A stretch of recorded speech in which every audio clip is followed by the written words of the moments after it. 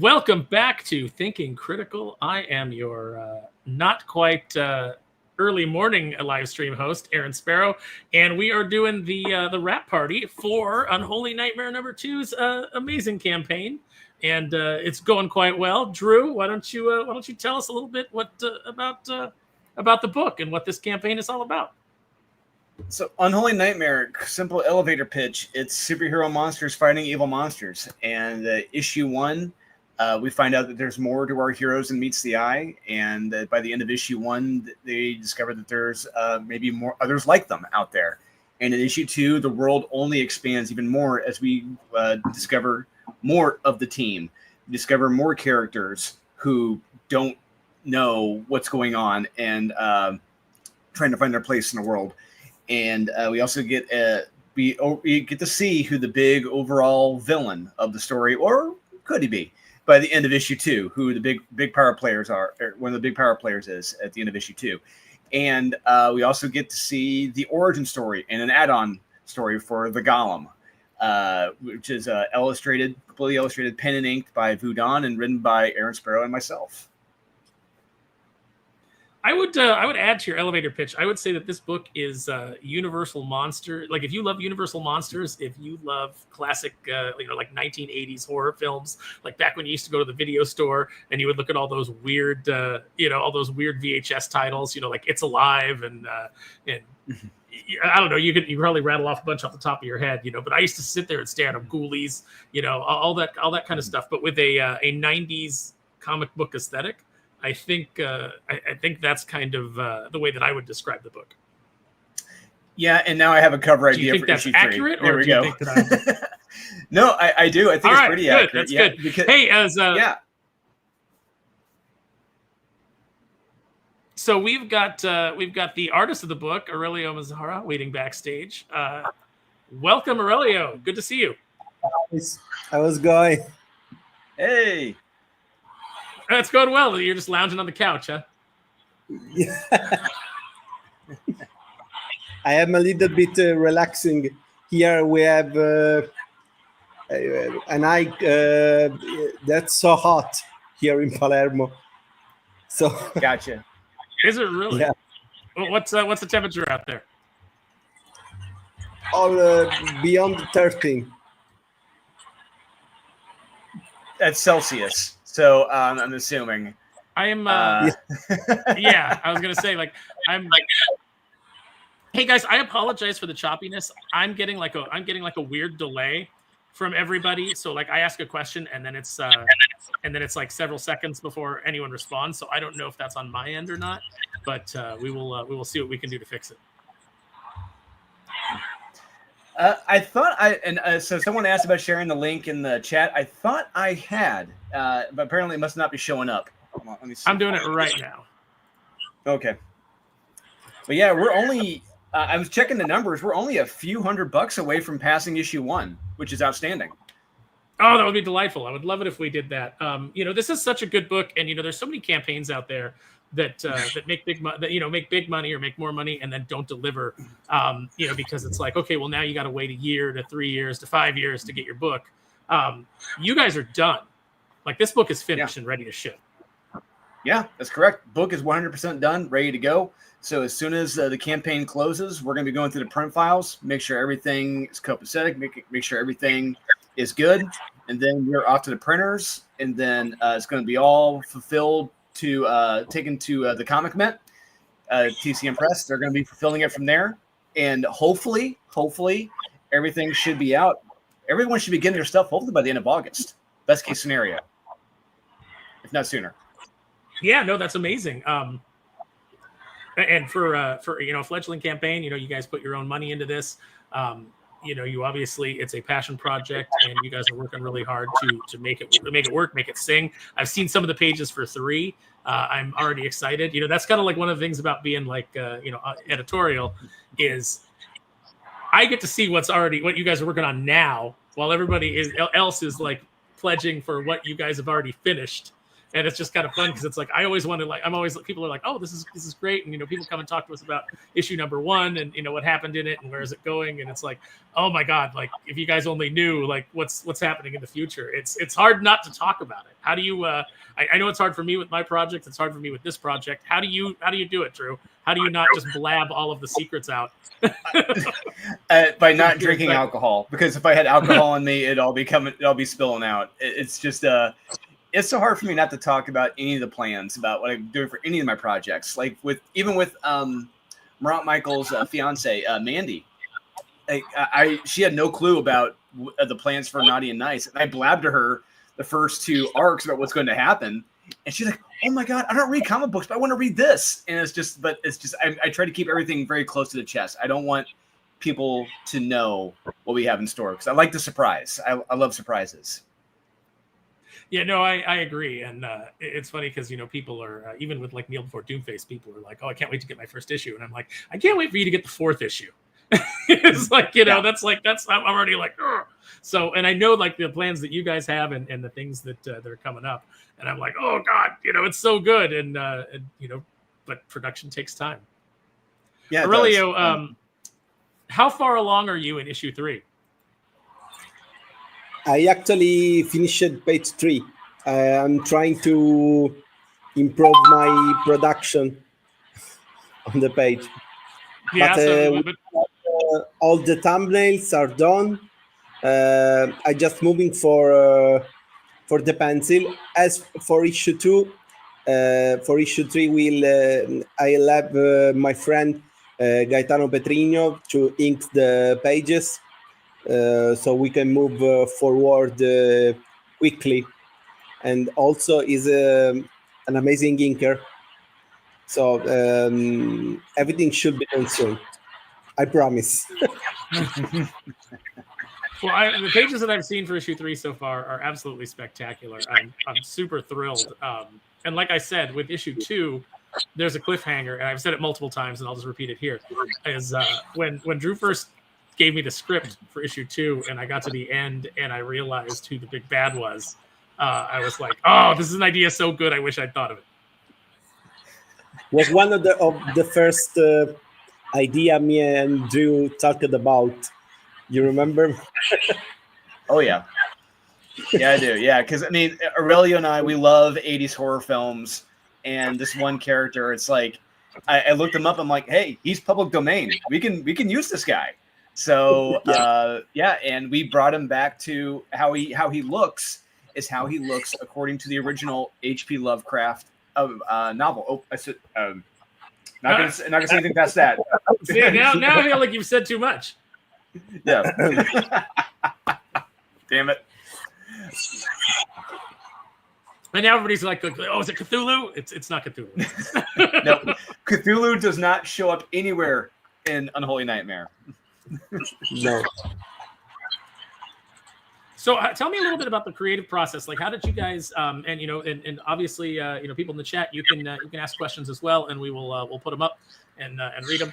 How did you guys like? Tell me how you guys came together as a creative force, and how you arrived at these ideas and decided to put out this book. I mean, it goes back to Born of Blood. And we were working on Born of Blood issues 5 and 6, and I remember I was having a blast with Aurelio. I mean, I like Carlos, but there really wasn't much of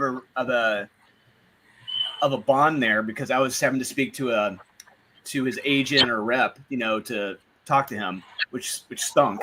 But fortunately, Aurelio and I, we were able to establish a relationship, behind the scenes and talk about things, make some kick-ass action sequences, and Aurelio was really digging what I was putting forward in issue 6. And at that point, I started getting several more projects, and Aurelio had come to me with an idea for this character he had that it's got a Spider-Man John Wick character, and he was thinking about doing like a superhero team. And I was like, oh, man, I don't know if I can do this. I've already got a full workload, but the more we talked about it, it's just that thing where it's like I got too much work. But the more we talk about it, I'm just like, damn, I'm into this. I really want to do this now. And before we knew it, we were just kind of like off to the races, and Aurelia just started designing these characters, coming up with these characters. Now, it's great having characters, but the hard part is making them fit into a story. What are their roles in the story? So how did you go about that? Like, how did you how did you guys piece together, like Aurelia, what did you approach Drew with, and how did you convince him that, like, yeah, this is a really fun idea? I'm sorry, I got to unmute you. Oh, there we go. Everything started from a specific double-page spread from Burn of Blood issue 6.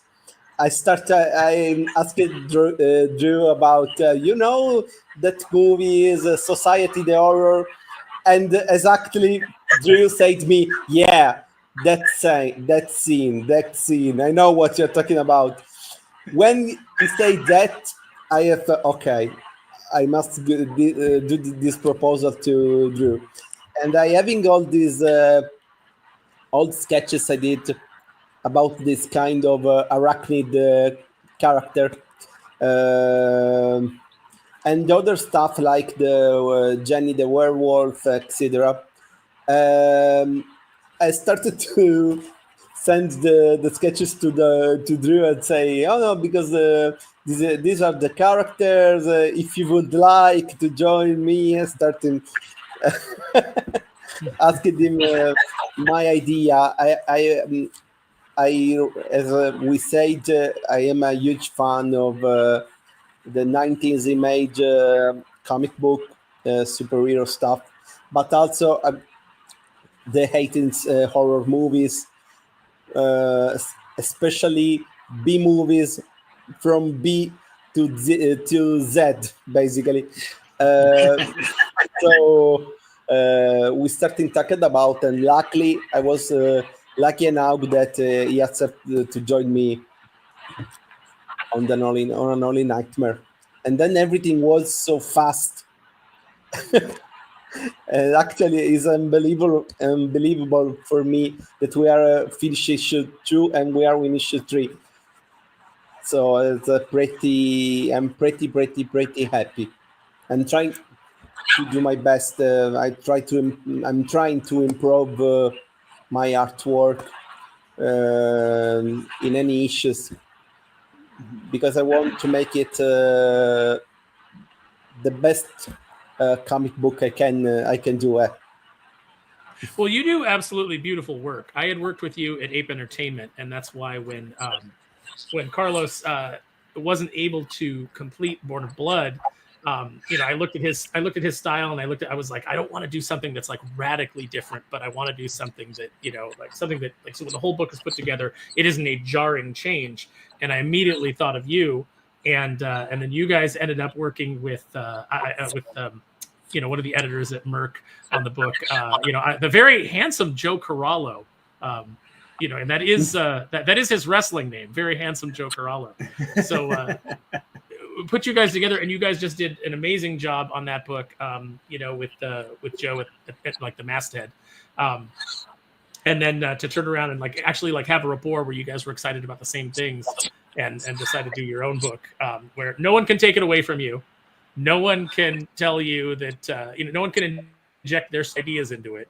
It's, you don't have to kind of like oversight where, somebody's coming in and going, no, now it's what we need to do is this. You guys get to actually just tell your story the way that you want to tell it. Drew, is that, do you find that to be freeing as a writer, or, just tell me a little bit about the difference between this and working on a comic that somebody else can dictate? Yeah, I do like that freedom. I do like that, just the fact that I'm not at the mercy of someone else in their release schedule or what else they have planned. It's like, oh, it's really up to us what we want to do. So that's great. So it's really, the responsibility falls on us. And it's like, okay, that's great. At the same time, it's freeing, it's scary, but hey, I love it. And at the same time, I do need, and I do love having editors on board. I do love getting my stuff to people to read. I do love having editors like you, Aaron Sparrow, to be able to keep me in check, make sure we are producing a quality story that makes sense, that people can understand, people can follow, and people will look forward to. quality editors like me, like the very handsome Joe Corallo. Mm-hmm. Yep, handsome absolutely. And talented. That's how I will introduce him from now on. And and Joe, let me know if you want the link. Well, Drew will send it to you, and you can come on, and we'll introduce you as the handsome and talented Joe Corallo. Yeah. So I, one of the things about working on this, and I like the fact that you as a writer, you understand that comics are a collaborative process. You work with Aurelio, you guys hash out the story, then you have me look it over. You've really been good. Even when Joe was working with you, I think he would say the same, that you were always really good at taking notes and taking them into account, because you don't have an ego about what you do. If you think that something is important, you'll fight for it. But at the same time, you're able to kind of like look at the notes and go, okay, what can I do to make this better? And you ingest it and actually, try to do the best version of your work. And that's something that's like pretty rare amongst creatives, especially ones that have worked a little bit in the field. Is you get guys who can't take any kind of like direction, or they're very married to the way that they put it on the page the first time, and they don't want to do another draft.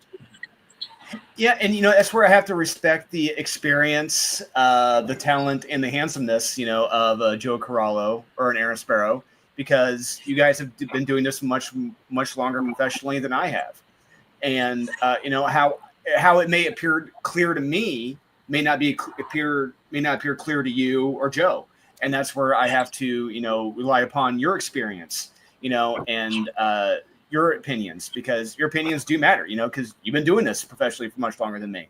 And I'm able to take those lessons because, in high school, I was a writer in high school. I worked on high school yearbook staff, and I was writing all the op-eds and editorials and stuff, all the articles in the yearbook. And I had to get those dreaded red pen marks, every time something needed to be fixed. So I was well accustomed to that. I welcome that. I welcome criticism. It's a good way to learn. And also, even I, as an experienced editor and experienced writer, I send my script around, like I had you read it, I had Max read it, I had Jesse Blaze Snyder read it, people whose opinion that I trust, because like you said, when you're working on the book, you're very close to it. All these things exist in your head and you have all the answers. But the question that you have to have somebody sometimes come in and look at it from a fresh perspective to tell you if there's any holes, if there's anything that doesn't make sense, because it makes sense to you in your head because the whole story, but is it coming across to the reader? And I think that's very valuable. Yeah, because I know there are a lot of writers out there who just won't take that criticism, or just won't take any of that advice. Or it's like, okay, yep, all right, I'll do it my way. Okay. Well, there's a lot of editors that won't help too. Either they don't have the experience or the ability, or they're overworked. Especially we see in the mainstream where it's like everything comes in and it just feels like a first draft, because it probably is, because the editor doesn't have the experience or doesn't have the time to work with the writer to really hammer it into shape. Yeah, and it's where I'm glad to have editors like you and the handsome and talented Joe Corallo. Because you guys have helped steer this in the right direction. Honestly, because this is the first issue of Unholy Nightmare. I think it went through like 4 or 5 different drafts at least, and and it finally molded into a terrific draft. So the same thing for issue 2, and issue 3 is about 3 drafts, and I cannot wait to see the remainder of issue 3 illustrated by Aurelio. It's going to be awesome. It's funny too, because coming in on doing your own project. I was thinking about this the other day. Is whenever I've come in on something that's already built, you already have the foundation for it. Somebody else has already worked on it. They've kind of laid it out. It's a different experience. It's a different kind of book. For example, when I came in on Darkwing, I had all of the cartoon to play with. So I was able to build all of that, and I didn't have to establish everything. It was already established. Whereas working on your own series, you have to establish the world. You have to do all the world building. You have to get everything across to the reader. And it's actually, it's awesome, but it's also, I find it a little bit frustrating, Drew, and you tell me if you do too, because you can't get into the big moments that you have in your head because you got to lay all the groundwork first. Yeah, you have to lay all the groundwork. At the same time, you don't want it to be a typical cliche. And this is where reading comic books really does come in handy, knowing what has come before you, knowing the origins and what writers have chosen to choose what path they've chosen for their characters, and what worked and what didn't. It's like, okay, I'm not going to do that path. I'm not going to go down this path. I'm going to go this way. And on top of that, trying to find a unique origin that stands out from others. Like, I know for the Recluse, it wasn't easy. It's like I'd seen because look, he's our John Wick Spider-Man type character. Okay, great, but how can we make him special and unique and different from Spider-Man or John Wick? So fortunately, we have someone. We have someone coming on board to do the 10-page origin story. I'm not going to say who, but they have worked for a major indie character, which people have seen on various cartoons and live action TV series. He is writing the 10-pager, and I think Aurelio may be illustrating it. Maybe we'll see what happens. But I'm waiting for him to turn in that draft. MG wants to know how many pages are in restaurants or on couches in this issue. I think there is a couch, but it's in a creepy basement. It's in a creepy basement. I think there's a page in a bed. There's one page in a bed. So maybe 2 out of 32 pages. That's not bad. There you go. We are Tommy from World War Comics is here. He wants to let everybody know that we have hit 140 backers. Thank you guys so much. That is amazing. We're excited. We've got more backers since we started the stream, which is always the goal. And you guys can ask any questions. I'll try to put up as many as I can.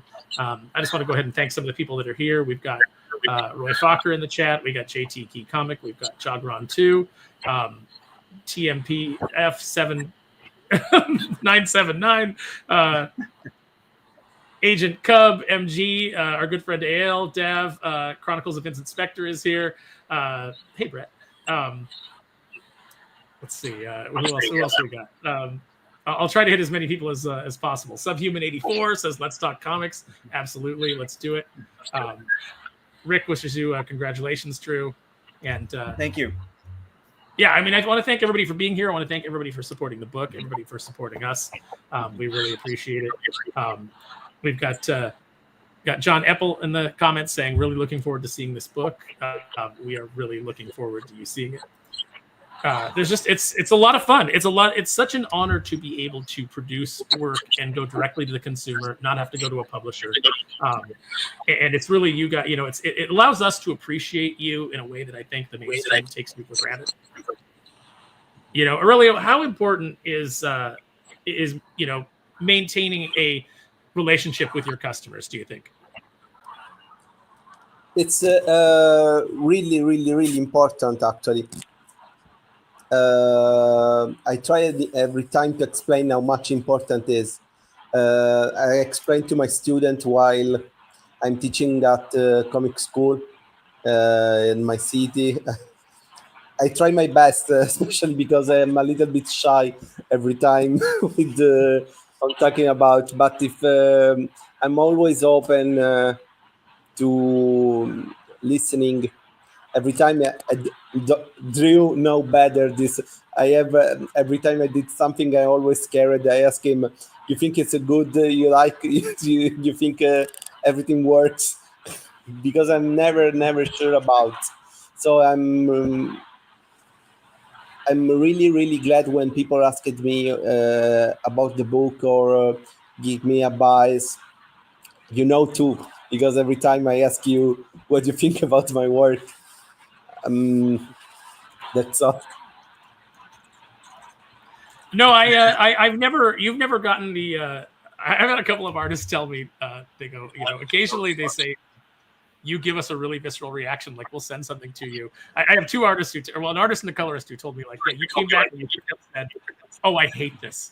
Like, what's your reaction? And I was like, I'm sorry, I didn't mean to be. I said, but you do get my like. I'll say like I hate this, and then I'll tell you why or what I like about it. I said, but sometimes you do get like the most visceral editorial reaction where I'm like, no, don't like that. Sorry, quick interruption, real quick. We have the legendary Hart Fisher, yes, the Hart Fisher in the comments watching right now. So I gotta say so much to Hart Fisher, legend in the indie comic books in the indie comic book field. Appreciate it. Much love. And thank you for advertising Unholy Nightmare on your American Horror's Roku channel. That means so much. Yeah, when you told me that was going to happen, you said, it's going to be on Hart Fisher's, channel.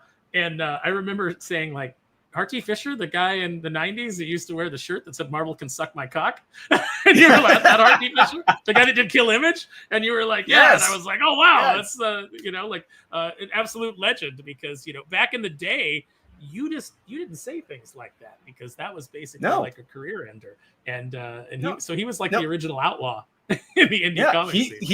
He is punk rock. He is punk rock comics.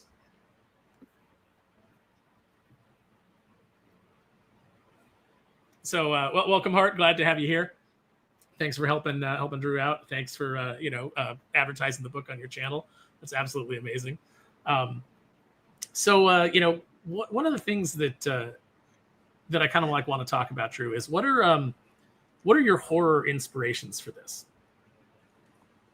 Like, what is it that that you were like, this is what I'm going to bring to this project when Aurelio brought you these characters? When I wanted to bring my fear of spiders into this, because I am utterly terrified of spiders. I wish I didn't say this now, because now whenever we go to conventions, someone may come up from behind me and surprise me with a spider or something. But yeah, you want to see me jump out of my skin, spiders will do it. So I wanted to bring that fear to this book in our lead character, and on top of that, my love of 80s horror films, because I love all horror films, but even as far back as The Freaks, one of the greatest horror films ever made. But I love, a lot of the H.P. Lovecraft 80s adaptations, whether it's Society or Reanimator, From Beyond. I love them, and I love Return of the Living Dead. And it's like we wanted to bring, zombies, spiders, just things that go crawling in the night, ancient Jewish folklore horrors. We wanted to bring all this stuff into one story, bring all these horrific characters and elements that look familiar into one story, but at the same time, have it be a superhero story, because we're walking a thin line with this story. Because it's very much, there's a lot of horror elements here, but we want to have some superhero elements to this too. So we want our horrific, our monsters to be heroes too, who are fighting evil monsters. So it's been challenging, and it's been fun at the same time. Because I think if people know their 80s movies, 80s horror films, or know horror, they'll be able to pick out certain things. They'll be able to know certain things, especially the last page of issue 2. If you look closely, you'll be like, wait a minute, why does this look so familiar? And yeah, there's a reason why. So yeah, we're going to be doing a lot of nods and such to horror films from the past. I think it's funny that you just revealed your weakness to the internet. Your fear. I think that's a very bad idea. You are going to get people coming up. You're going to get stuffed spiders now. You're going to get rubber spiders at shows. Like, people are going to be bringing that stuff to you, putting them on the desk. It's going to be amazing. So, so Aurelio, when you first came to Drew and you said, this is the character, the recluse, and this is kind of like my idea, did he go, ew, no, spiders, yuck? I have no idea. He confessed to me once we started talking about the possible mutation, the morphing. He said to me, you sent me that scene from A Nightmare on Elm Street 4. Right? yeah, the scene from So if people have read Born of Blood, and if you know issue 6, there's a double pager where you just do like this vacuum of souls, on the outer rim. It's like, if you look closely, we kind of, as our little homage to Nightmare on Elm Street 4, when we see into Freddy's body all these souls that are stuck in his body, without the souls all around trapped. As A Nightmare on Elm Street is my favorite horror franchise. So when Dolan, I read the script and say, "Oh yeah, great." And that's 4 is Dream Warriors, right? Yes, it is. No, 4 is Dream Master. After 4 is the Dream Master. Yeah. 3 is Dream Warriors. 3. Okay. Yes, 3 is Dream Warriors. Yeah. Gotcha. Exactly. Okay, yeah, I know the scene you're talking about now that I've kind of like separated them in my head. There's also in I guess in 3 there's the girl that turns into the cockroach too. And that's in 4. And that's kind of that's in 4. Okay. Yeah. So that's very like, kind of like reminiscent of what you're doing in the recluses, or with the recluse as well, because like I remember the first time I saw his arms transform and I saw him with like the transformed spider arms, I was like, ew, gross. Because that's I got the cover for issue 1 here. I'll go grab it. That's very reminiscent of that scene from Nightmare 4. I'll go grab it. I got it framed. All right, cool. Let's see it. Yeah. So when I say like even when we did the combined cover that Juan Jose Rip did for Unholy Nightmare #1, that where we did like the first cover of Face. Yeah. Right. All right, Drew. Let me full screen you here. Let's see. There we go. We're getting a glare on it. Bring it a little closer. Ah, damn it. Put it in front of you. Yeah. Oh, there we go. Nah, that's no better. And let me take away the virtual background. There we go. Okay. There we go. Why are you doing a virtual background anyway? You got a great backdrop there. Yeah, I know. There we go. Everybody should be able to see. There's the original art by Joe Ball. Yeah. Yeah, that's creepy as hell. I don't like that. I mean, I very much like it, but I also just don't like it. Because you're like, oh god. And one thing I've had to learn. Look, I mean, we love horror, and people automatically think that it's just a horror book. That's it. I'm not really into horror books, but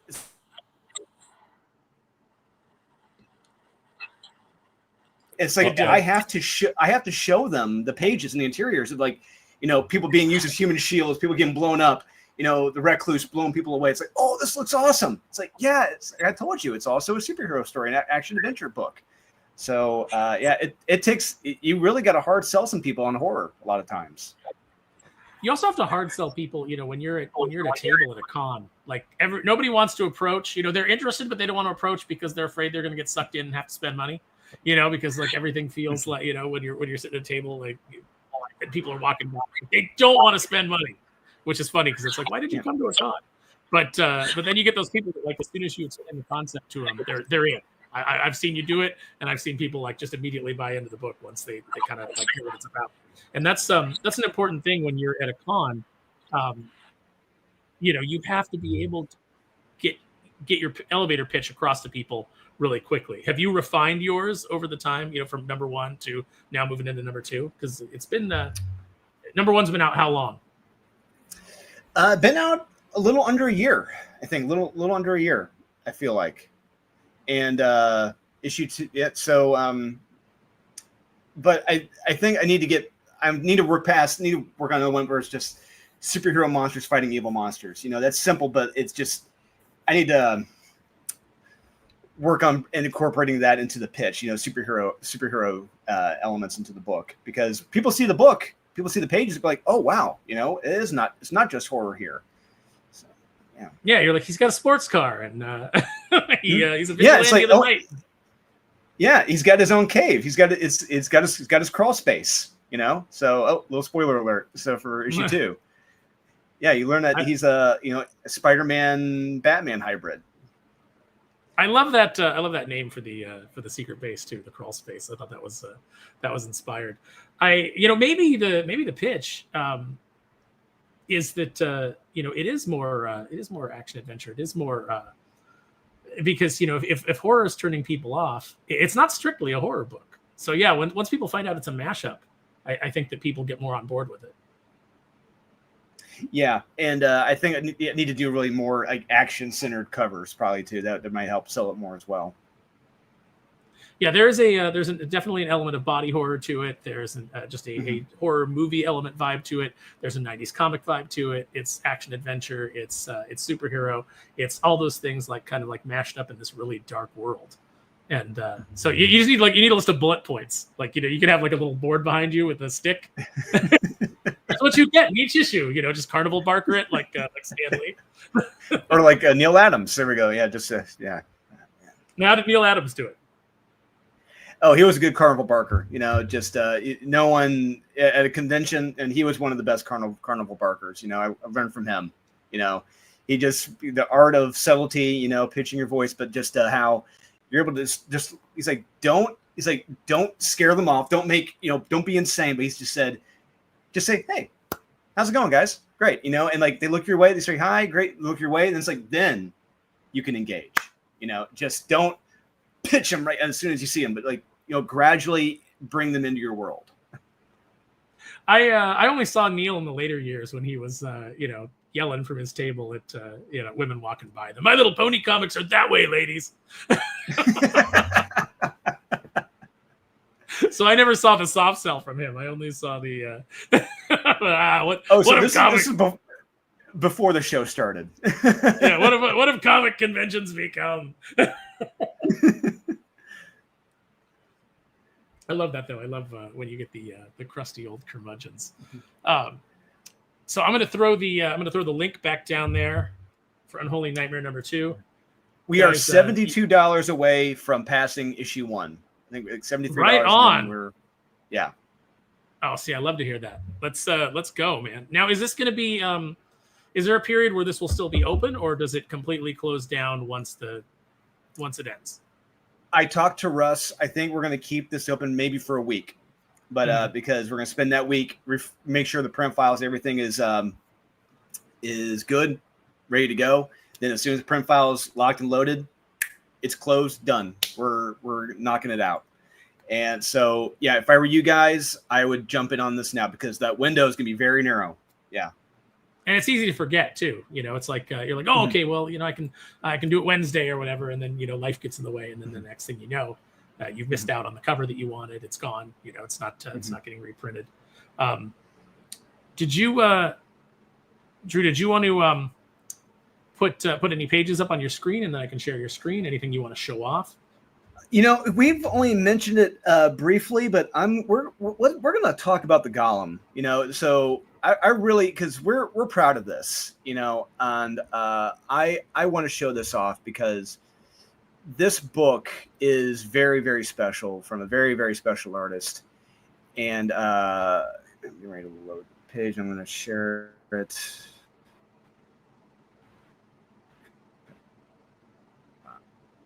Let's go. Come on. Yeah, Golem is a 10-page add-on. There. Golem is a 10-page add-on for those. There we go. Am I back? Okay. Mm-hmm. You're there. You were always there. All right. Sure. Okay. Share my screen. Window. Entire screen. Here we go. Share that. There we go. All right. All right. I'm sharing this. Yep. So, yeah. I'm just gonna blow this up bigger. But yeah, this is the. Okay. Well, it's not much better, but. but yeah. So, there we go. So yeah, this is the cover by Vu Danh. Yeah, covered by Vu Danh here. He absolutely nailed it. He absolutely killed it. I could not be happier with this, and he did this all by hand. I'm going to share the video. I shared the video link in our private chat so we can watch it on Facebook. This is how he did this. He did this all by hand, freehand, no light boxing, no references, just straight from his mouth, just straight from his head. Went straight to pen, straight to ink. This guy is nuts. NVTS nuts. And where's the? Oh, a second. We're going to share. Here is the first interior page. We're going to share this. Lettered, fully lettered, page 1 of the Golem. I felt it's only appropriate. Yes, it does. So, yeah, here is page 1. Written by Aaron Sparrow and myself. And we went over that multiple times. Yes, we did. I think it's a powerful origin story for a character that appears in issue 2. It's going to be a nice little. It's a great add-on. It was a great idea to do it that way.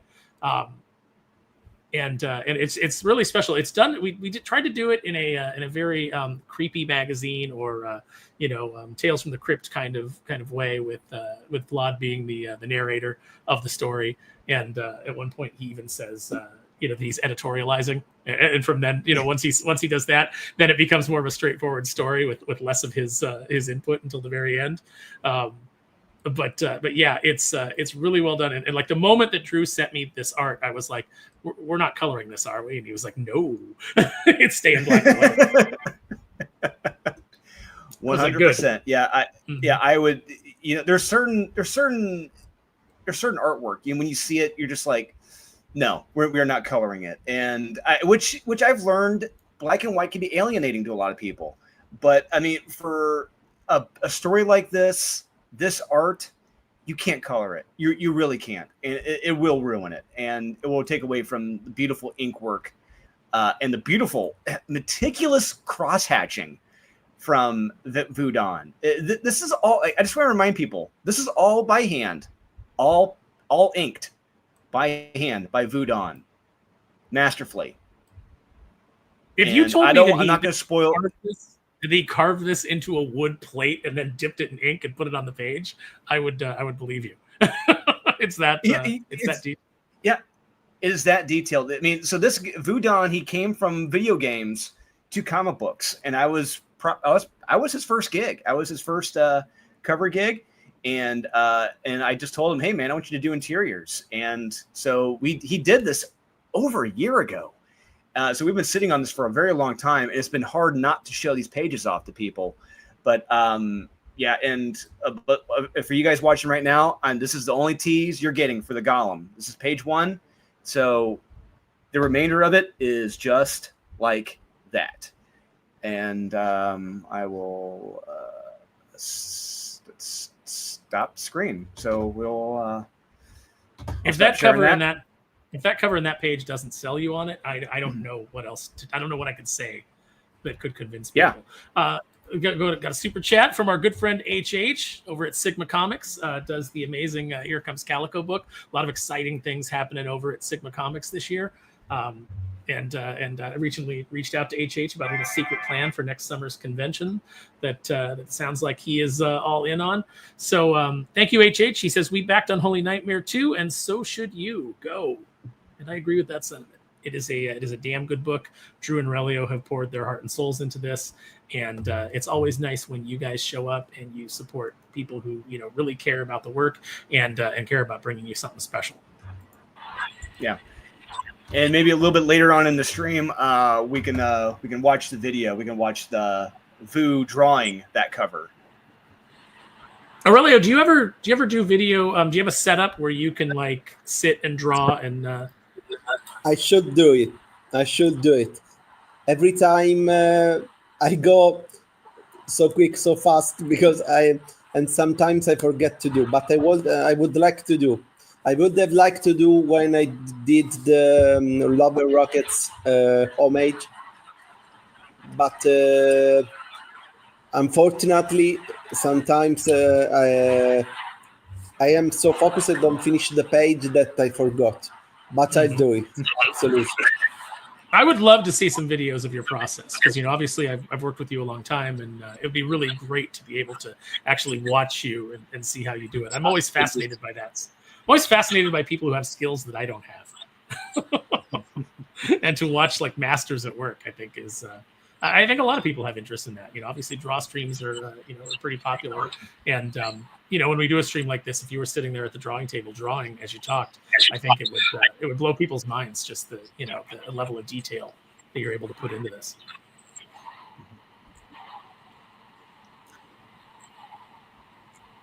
Let's see, what else do we have? We got a lot of people in the chat. We got Ivan Sanchez saying, I wish I could do that, the whole not using reference. Yeah, can you imagine? Like just having all of that in your head? Yeah, so whenever you want to, Aaron, we can show the video of I can say I'll share. I'll put up the link. We can watch it. Vu drawing it all freehand. Vu doing the cover. Yeah. Okay. Yeah. Just I just have to know how to do that. I'm not as accomplished. Well, as I can share my screen. It's no problem. I can do that. All right, cool. Yeah, let's check it out. I would love to see the video. You want to see it? All right, let's do it. Let's watch Vu Danh at work. So let me. All right, here we go. Present, share screen. Yep, share screen. All right, share screen. SEAL is in favor of a draw stream. Says we should do it. Okay. All right, let's see. I'm gonna add it to the stage here. Here we go.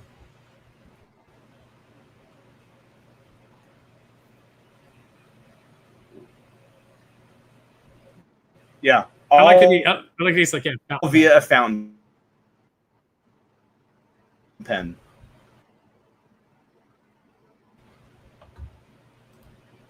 It's interesting to me where he starts. It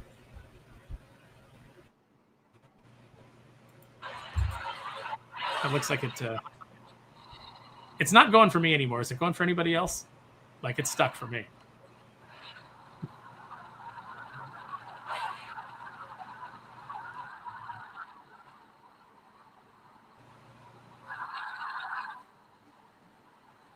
Yeah, it's oh, there we go. It jumped ahead.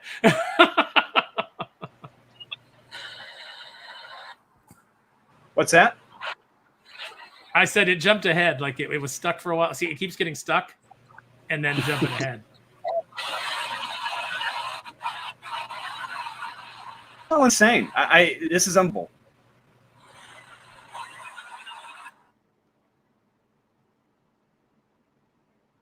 The jump was epic, though. Yeah, Kaiser's right.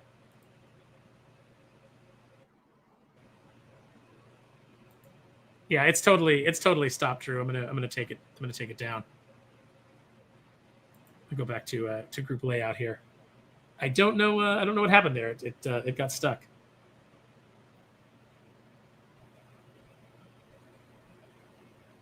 Drew, are you? Can you guys hear me in the chat? Nobody's responding to me, so I don't know if anybody can hear me. Yeah. Okay, good.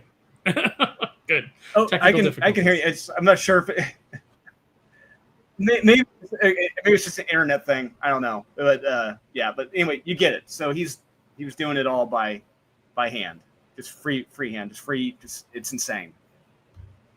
Ivan Sanchez says, "Damn you, Windows 98." Drew's laptop can't handle the power of Vu Danh. It can't. I don't think anything can handle his power. It's insane. Yeah, it's okay. Good. Everybody's hearing me fine. That's good. Drew, so like your bandwidth is apparently like you're freezing and you're skipping out. So that's what the issue is. Well, I think probably streaming that video didn't help. When are you getting Starlink, man? And I think I'm gonna be. I've got a couple discs of America Online. I think I got like 120 hours. They're like 60 hours each. Oh, I may end up using probably using one of those here next day or so. I remember people used to get those discs and they used to like break them up and make like art projects with them, like like these little hanging like the chandeliers of like the because they were just so ubiquitous. Like every time you opened a magazine, and people actually used to buy magazines, believe it or not. Every time you opened a magazine, like 3 America Online discs would fall out. A bunch of subscription cards and America Online discs. It was ridiculous. Yeah, you get those with the Columbia the Columbia Music Records ads by all these different CDs. You realize that people of like our generation, like when we stand before God in judgment, we're gonna think like, okay, like I know what to expect, and he's gonna be like, you got a whole bunch of Columbia House CDs on here that you never paid for. You're like, oh damn it. It's under my mom's name, I swear. It's her fault. I remember I had a roommate who thought it was funny to sign up for a bunch of magazines under various names. And so like the postal guy hated us because like every day there'd be like some free, a stack of free subscriptions showing up. And each name was like, Rod Johnson, something like that, some childish thing that amused him. And I was making like monthly trips to the library just to get rid of all the magazines that he was scamming.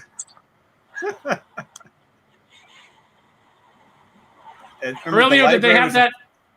Did they have that in Italy? Were you able to order a bunch of CDs for a penny as long as you bought 8 more over the course of the year? I'm sorry because I've lost for a second. Can you repeat? Oh yeah, I was saying, like, did you have that in Italy? Was that did they do that over there? Because over here in the States we had like you would get like a thing. It would be like get 12 CDs for a penny as long as you buy 8 more throughout the course of the year. Did they do that sort of thing over there? I would like. The problem is everybody got the CDs for a penny and then vanished off the face of the earth. I don't know how those companies made any money. I don't know. No. Oh, see, Hart. I didn't know this. Hart says that Columbia Records and Tape Club, they ripped off the musicians big time on that one. I mean, it makes sense because I don't think they had any money coming in either. Yeah, they may not have had any say in it. Yeah. But isn't that the way? That's why you wore that shirt in the 90s, right, Hart? Because even back then you knew that the corporations, comics will break your heart. The corporations are going to screw you, and that was before Marvel was even absorbed by the huge conglomerate that is Disney. Even back then, now it's just Globodyne. Huge corporation system. I just can't imagine, working on characters where you got to go through like assistant editors, and IP holders, and just like then you got to wait to get any feedback, maybe weeks or so later. It's like then you got to fix it. It's like I don't know how you can tell a story that way, but that's just me. Have you ever pitched, Drew, to any of the big 2 publishers? Have you ever had to go through like the pitch process with any of them? Nope. It is a nightmare. It is an absolute nightmare. It's like, even if you're approached for something and they're like, hey, we want this pitch, and then you turn it in, and then it's like you don't hear anything for several weeks, so you follow up a couple times, and then you still don't hear anything, and then you're like, okay, well, I guess that didn't go anywhere, and then they get back to you and they're like, oh, sorry, hey, give us the pitch, but like revise these things, and you're like, all right, why? That's dumb. But okay, so you give them the revised pitch, and then you just start the whole process over of not hearing for weeks and weeks, and then you're like, what happened? And after doing a bunch of legwork, you find out that editor quitter got fired, and no one's looking at your project, and you have to start over. It's maddening. That sounds awful, and it's like because I've got a couple ideas, but my ideas I'm just like they probably have zero interest in doing, but hey, it'd be zero cost to them, but. I don't know. Well, then on top of it, you're like, okay, hey, like we like your pitch for Ghost Rider. You're gonna write Ghost Rider or whatever, and you get like 3 issues in, and they're like, now there's a big dumb crossover. You got to work in, to your story, and you're like, that throws off the pacing of everything that I'm doing. Yeah, but corporate synergy. So do a One World Under Doom tie-in, and you're like, oh, I got to tie into that crap. We're all doing it. So Marvel is doing wacky races. So we need to figure out how to get your characters on some wacky vehicles and then into the race. For Ghost Rider, you could probably do that. They actually did an issue of Ghost Rider where it was wacky races, where you had like Dr. Doom, and a Dr. Doom car and other characters in their own little vehicles, and it was that Hanna-Barbera wacky races. It was insane. Was it in real continuity? Yeah, it was written by Ben Percy. Yeah. Okay. All right. Yeah. Well, it doesn't matter. None of this matters. I do remember. So when I worked with Brandon Montclair at Tokyo Pop, he had this great idea that he was always pitching, and it was batshit insane, but I loved it, which was Victorian Ghost Rider.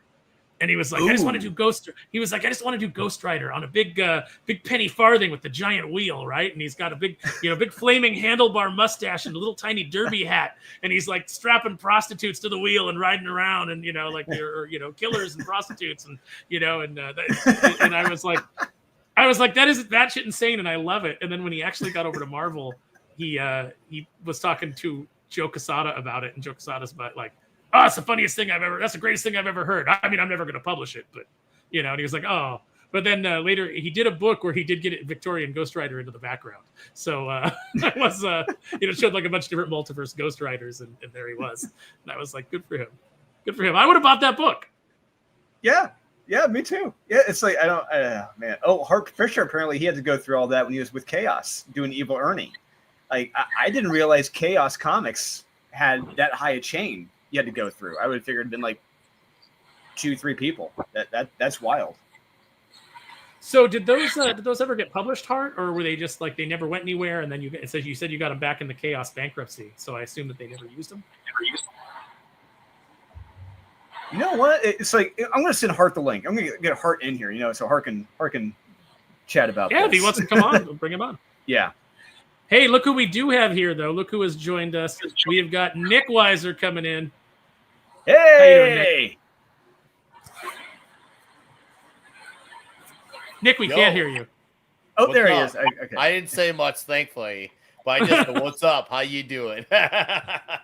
Thanks for joining us. Nick, before we get to you, I wanted to ask Aurelio. Aurelio, can I commission you to draw me Victorian Ghost Rider, like your interpretation of it, Little Derby I had? was saying that I want to draw it. Absolutely. Absolutely. That's one of those concepts that's like fun, but you could do it in a way that doesn't break the entire Marvel universe. I don't know actually, but Victorian Ghost Rider looks dope. So Man, the covers you could do for that, you could do like the old Penny Dreadful style covers, with him on it, and make it like a newspaper, that's like the flaming spirit of vengeance. Just mowing down prostitutes in the streets. Yeah. Yeah. Hilarious. See, like it stood out in my head that he said killers and prostitutes, because saw the prostitute look at the wheel like he was describing, and the big Victorian dress and things like that. It was visually interesting, so I think that's why I always fixate on the prostitute part of it over more than like the killers or whatever.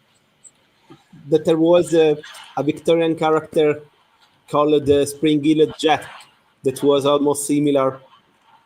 Spring-Heeled Jack was a flaming guy with a flaming mouth.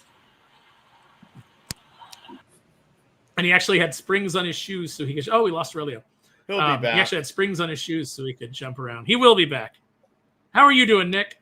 Thanks for joining us here on the Closeouts. Oh, yeah, no, I'm doing pretty good. I'm just happy to be here. I'm thankful Drew was kind enough to shoot me a link so I can come and hang out with you dudes. I'm really happy with this campaign. I've been paying attention to its trajectory throughout the, month and a half has it been? What's it been, a month? Yeah, about a month. Yeah, it's been a month. Man, and it was cool to see it launch so damn strong, and it did very well. I'm happy for you. I've read the comic a few times. I had a lot of fun with it. Lots of violence and chaos, and I'm hoping for more than the follow-up issue. So I'm happy to be here to be a part of this all. And dude, I love the Iron Maiden ripoff of the Iron Samus. Oh, thanks. Instead of the trooper, the hunter too. Oh, that's hilarious. I've got a bunch of shirts like that. I absolutely love album covers, but with some nerd shit. I've got one that's like the Queen, from Bohemian Rhapsody, but it's Skeletor and his minions. It's like one of my favorites. I've got an X-Men one like that. I see that. Yeah. I love that, dude. Yeah. Nice. It's I always my friend Marie always points to it and says, "I see a little silhouette of He-Man." Ah! That's good. Oh, that's good. Oh, that's funny. Oh, that's Yeah, I've got like an Iron Maiden knockoff that's the one that's it's fallen apart. It sucks because I got it and like the print quality wasn't very good, so the more that I wash it, it's kind of like coming apart. But it's actually just becoming. No, it's just it's one of those 24-hour T-shirt sites, but usually their quality's good. This is like one of those 24-hour T-shirt sites. But it's Megatron and Galvatron, and it's Iron Maniac instead of Iron Maiden. And it bums me out that it's coming apart, but it also looks more vintage that way. So, oh yeah, no, it does give that vintage look. That's like the one like silver lining. So some old head from like 1984 is gonna think you have like some vintage, sir. It's like no, it's just it's just bad quality. Yeah, I got this Trying back to in get 80. your hopes up. I'm not from back in the day. I got this back in '84 when Transformers the movie came out. Leonard Nimoy was the voice of Galvatron. Oh man. $58 away from meeting and exceeding issue 1. $58. $58. Oh, come on, guys. 58. We're at Come on, 150. make it happen.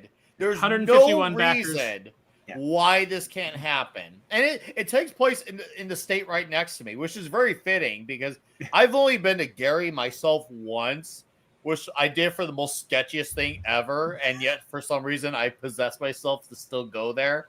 A buddy of mine said, hey, I need some help. You want me help go pick up was it the rear axle assembly for a Jeep? I'm like, yeah, sure.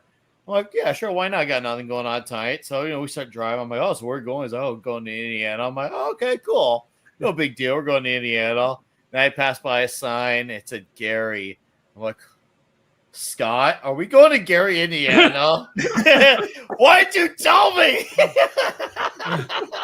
I've heard of Gary, Indiana. I'm like, this is what I got lured into, Scott. He's like, I knew if I told you, you wouldn't go. I was like, you bastard. And I'm like, And why? you Why give me pray delicious tell? Donuts or something. This is not okay. Why, pray tell, was he traveling to Gary? For Craigslist, we had to pick up a car part for his Jeep, and it luckily ended up working. But I remember when we got to the house, it looked super sketchy. The part was stranded on the front lawn, like it was just out there in the open. I'm like, man, we could just got in there and just throw it in there, but luckily, like the guy was out there. But yeah, that town's a mess, man. Like I talk about Chirac a lot, aka Chicago, and all the problems that come bearing over there. And then Gary's just like, man, it makes certain parts of Chirac look like Disney World. It's crazy. Yeah, that's one thing. Because I've been through Gary several times, and the last time I went through, I remember I drove through. It was the middle of the day, literally like noon, 1 o'clock in the afternoon. Street was empty. No one was out in the street. It was just a ghost town. And I'm driving through here. I'm like, I feel like I'm in the Twilight Zone right now. Like just feel like this town doesn't exist. And I was like, you know what? If I'm writing a comic book, I got to incorporate Gary, Indiana into it. And here we go. Unholy Nightmare takes place in Gary, Indiana. Amazing. I love it. It was absolutely a great idea to put in there. It's an area that's not really covered in comics. I mean, even if you don't factor in the big two, you could the indie sphere, whether it's the crowdfunding sphere or the company's Image, IDW, Dynamite, et cetera, it's very rare ground. So I love that you chose that as the spot.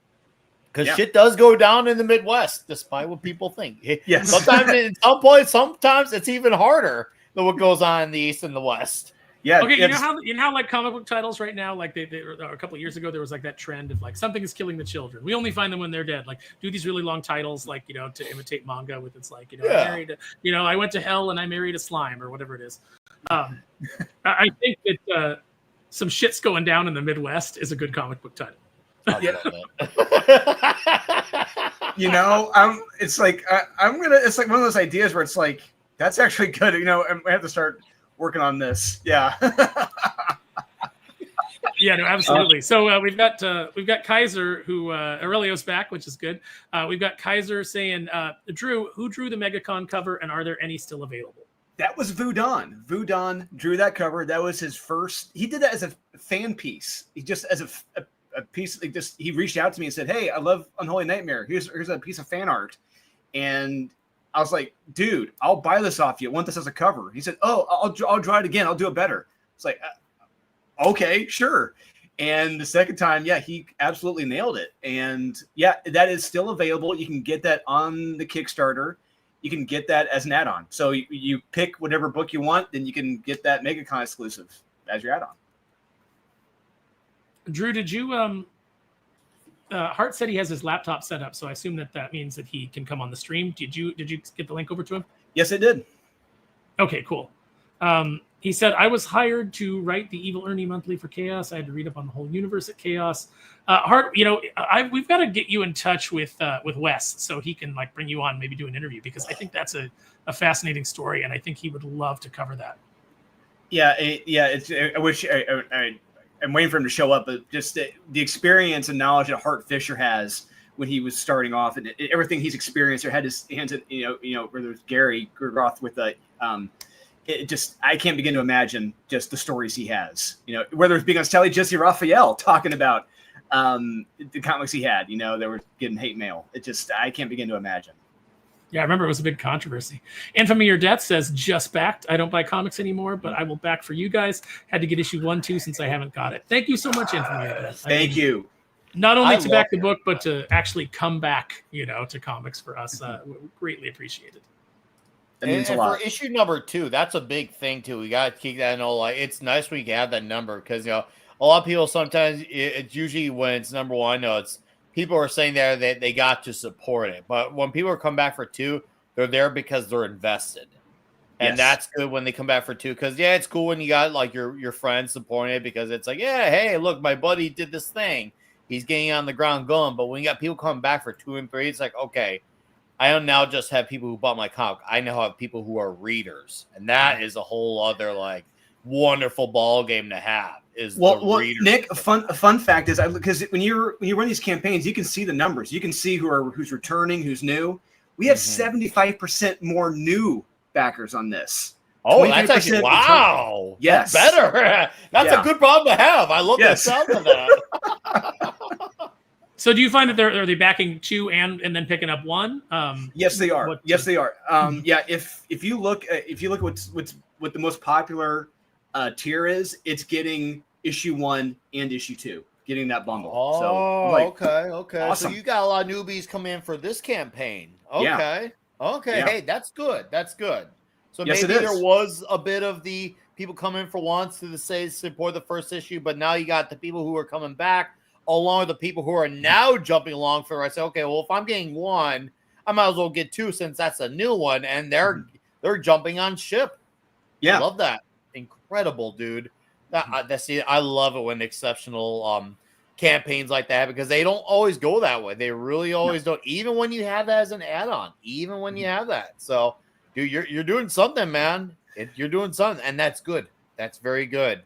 I gotta make sure for issue 3 though. I gotta get you on my because I realized it didn't click it to me. I was at work today. I was like, holy shit! I never even had on to promote issue 2. I know we had you on to like promote before issue 1, but for issue 3, we gotta get you on. I gotta get you on my show. I gotta make that happen at least once so we can get more eyes on your books. Sounds like a plan. Let's do it. Good. I would love it if there was more of a like. It's one of the things that I've talked to you about, Wes, is possibly doing a monthly, independent comic show where we bring on some indie guys. They talk about the process of their books, take questions from the audience.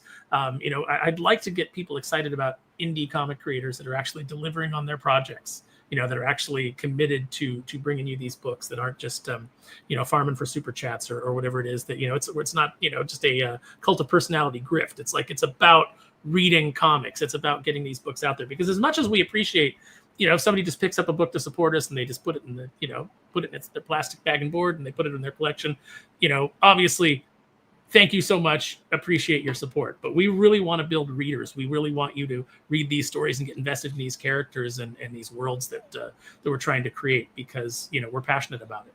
Go ahead. Finish your point. Mm-hmm.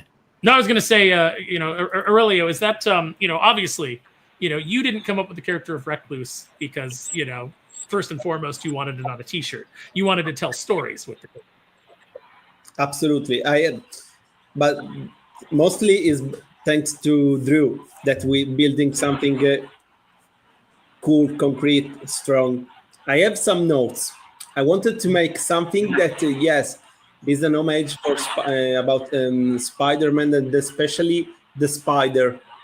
The pulp, the pulp characters, the pulp fiction characters, and the first things I say was, is like Spider-Man, but is totally no Spider-Man. Absolutely is no Spider-Man. He have no responsibility. It's something that, without do to or say too much, is something we will explain later. If we will have the possibility, but I wanted to do these characters very well. For this reason, it's thanks to Dolan that we built something strong about, because otherwise was just maybe cool sketches or fun notes. But we have lots to do about these characters, and I really hope that we have the possibility to show people. Absolutely. Ladies and gentlemen, the legend himself, Hart Fisher. Good to be here, everybody. Right off the top of the bat, can you guys hear me? Yeah, no, you sound great. Okay, right off the top, I just want to congratulate the entire Unholy Nightmare team. I've got over 35 years of publishing under my belt. I discovered Gerard Way. I'm Billie Eilish's first movie director. I helped discover Duncan Rouleau, John Cassaday. So when I tell you Incredible. the artwork and all of this looks fantastic, you're getting this from a real person who's been there and done that. I ran Verotic for Danzig and worked with everybody in that business, including Simon Bisley. So I was very, very impressed with your marketing, your logos. The story looks awesome. I want to read the book. I can't wait to get my hands on this thing. I want to read issue 1. And I just wish you guys could do more of these books, because I think you've got a great character. Your promos on the TV channel, like for people at home who don't know this, I do a horror TV channel now. I'm known for Boneyard Press, the comic books and the Dahmer books and Kill Image and Kill Marvel. And you mentioned the Marvel Can Suck My Cock shirt. I'm known for all that stuff. But American Horrors is what I'm doing now. And it's a free TV channel on Roku that's focused on horror. But we have a lot of authors and crowdfunders on the channel. And they're doing really well. And they're uncensored. You know what I mean? And there's actual people watching. It was great to hear that you hit your numbers within 5 days of launch. That's pretty amazing, guys. And the fact that you were able to raise, have you hit your $72 mark to hit exactly what you raised for issue 1? He hit 6,835. We passed it. Yeah, we passed it. So you passed it. So guys, fewer backers too. In the industry, you have to understand that number 2 almost universally has a 50% drop off rate. Can you guys back me up on that? Yeah, absolutely. From issue 1 to issue 2, it's standard. It's industry standard. So the fact that you raised more money is, my hat's off to you guys. It really is. It really is incredible. What's cool is it's a nice, really accessible, straightforward story too. It's really easy to follow and it's fun. It flies by too. That's the thing. It's one of those things where when you're done, you just want to go back and read it again, which is a nice feeling. It's like, oh crud, damn, where's issue 2 at? And right away, issue 2 is already coming up too, which is nice. I love that. The Italian gentleman, you're the artist, correct? Yeah, let me. He's got some background noise, so I mute him when he's not okay. talking. So let me bring him back on. No, I just wanted to let him know that I thought his artwork looks fantastic, and it really reminds me of Witchblade. Oh, thank you. I'm honored because it was one of my first. I was inspired a lot from Witchblade, so I really appreciate it. Thank you, sir. Yeah, it has that line, and you guys haven't done. You actually draw some backgrounds in there. You have backgrounds. Yeah. Good Lord, backgrounds. Aurelio's the complete package, man. He draws everything, which is why when Born of Blood came up, and everybody was like, "What do we do?" And I was like, I got the guy. Like, I mean, even Joe was like, I mean, I got some people. I don't like, I'm looking at like how we can, match kind of the tone of the book and not make a jarring change. And I was like, I got a guy who's going to knock it out. And Aurelio came on and killed it. Because I'd worked with Aurelio at Ape Entertainment, and we'd kept in touch. Oh, cool. Mm-hmm. Okay, cool. And you had mentioned Tokyo Pop. That was a cool company. I liked a lot of the stuff they put out. Yeah, they did. It was fun. It was probably, I would say Tokyo Pop was one of the best environments I ever worked in, especially in comics, but like just in general. The leadership was kind of insane and incoherent in its decision making, but the core of editors that worked there were all people that really loved comics, were really excited to be working in comics, and it was just a great time to be there. I got to work with great people like Rob Tokar, who had come from Marvel. My favorite Rob Tokar story is just him coming in one day and he's got a bunch of stuff under his arms, a bunch of books that he was editing. He had a coffee and he had like a biscotti sticking out of his mouth, and he's like putting his stuff on his desk, and I was just walking by and I was like, oh, hey, good morning, Rob. And he stopped and he grabbed the biscotti and he goes, Sparrow, I don't pay you to stand around gawking. I pay you for pictures of Spider-Man. put it back in his mouth, and sat down. And I was like, this is the greatest job in the world. Bryce Coleman, Paul Morrissey, all these Mark Panicia, all these guys that I got to work with were absolutely fantastic. So Tokyo Pop was a great time. Comics are such a weird thing. Like all artistic endeavors can be pretty crazy. And working with Danzig at Verotic, I remember working on the Death Dealer #1 book, and I come walking to the office, and what, Glenn, what are you doing? He had a Sharpie, and he was on Bisley's inks, and he had a little Sharpie, and he was going in there and feathering out some lines, and I'm like, Glenn, what the hell are you doing? He's like, everything about that is very believable with Glenn. Mm-hmm. Totally. And I was like, you can't do that, Glenn. It's like, yeah, I can. And this is on the original. He may be 5'3", but I'm still not Bisley. gonna mess up. He is an actual Wolverine. Even though he's like 70 now, he's still a Wolverine of a man. Oh, Glenn's awesome. Glenn did a lot of training in Muay Thai, and Glenn was a huge, big fan of Jeet Kune Do. I got to meet one of Bruce Lee's students through Glenn, Jerry Poteet, who's no longer with us. So I was at the San Diego Verotic Comic-Con party, and I heard those were good times back in the day. I've heard some stories, some urban legends about the wild times that were some of those Verotic parties. Well, I'll give you one. Sure. So Glenn was doing this big one, and it was, I think, back in 1995, I think it was, at that Comic-Con. Okay. And I was there with the artist Dimitri Patelis, amazing Greek painter, does amazing work for Marvel and everybody, and a very Giger-esque style. And so I'm there with him, and we're two crazy long-haired dudes. And we're into S&M and the Dom scene, when we go to the goth clubs and all that kind of stuff, and we're into that. And so Glenn has this party, and he's got these girls doing a show at the party, and it's a double-decker like suite at the San Diego hotel, and everybody's there. And Glenn made Jim Lee wait outside the door for an hour. No! Yeah. GD Yeah. did? Love it. Yeah, so Glenn did that to Jim Lee. So he has him sitting outside the door. No joke, a full hour while everybody's going past him. And it's a hotel hallway. You know what I mean? He's just sitting up there. Derp, derp, derp, derp, derp. And Glenn's just laughing. Huh? How much longer should I keep him out there? And it was hilarious. And everybody's there. Everybody's there. And Glenn's got his bodyguards there. And me and Dimitri are having a blast. And they start doing an S&M thing where you're allowed to spank the girl with a riding crop. Well, none of these comic dorks know how to handle a riding crop. So, of course, my boneyard guy, Dimitri, had to get in there. And he kind of scared the crowd a little bit because he knew how to handle that riding crop. And he kind of made that girl beg for it a little bit with a $100 bill in her mouth. Oh my God. That's how Boneyard Press rolls, everybody. That's how we roll. I remember I was because I worked for Comic-Con for years, San Diego, and I remember being upstairs and security like losing their mind because people were complaining that Danzig had a live wolf at his booth, and they didn't know what to do about it. So I don't know if Danzig ever had a live wolf at his booth. That's what the rumor upstairs was. I'm not buying that one. If he had a bunch of cats, I'd buy it. Uh-huh. Oh yeah, dude, you guys have no idea. At one point, Glenn's place, he had like 9 cats. Yeah, he had like 9 cats. It is the thing about cats. The thing about cats is that like you may only have one cat, but sometimes cats just show up and they're like, "I live here now." And you're like, "Okay, yeah. What are you gonna do?" But speaking of losing their minds, everybody get ready. Everybody in the chat, get ready to lose your mind because we have the handsome and talented Joe Corallo. Hello. To sort of ruin Glenn's reputation now after that story.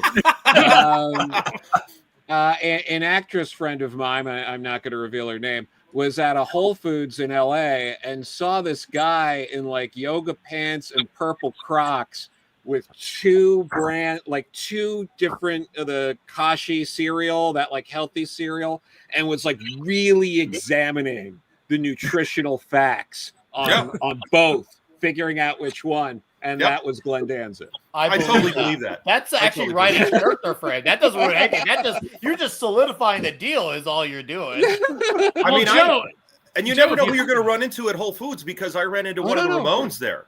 Mm-hmm. Wow. I nearly knocked him over. It's one of those things where you turn around and you almost bump into each other. You got your little grocery basket. Oh, yeah. Joe, Your story only is only verified by Glenn Danzig's appearance on Portlandia, where he uttered the immortal line. Oh no. So the other line, the immortal line. Sometimes to have a good time, you have to look a little lame. It's true.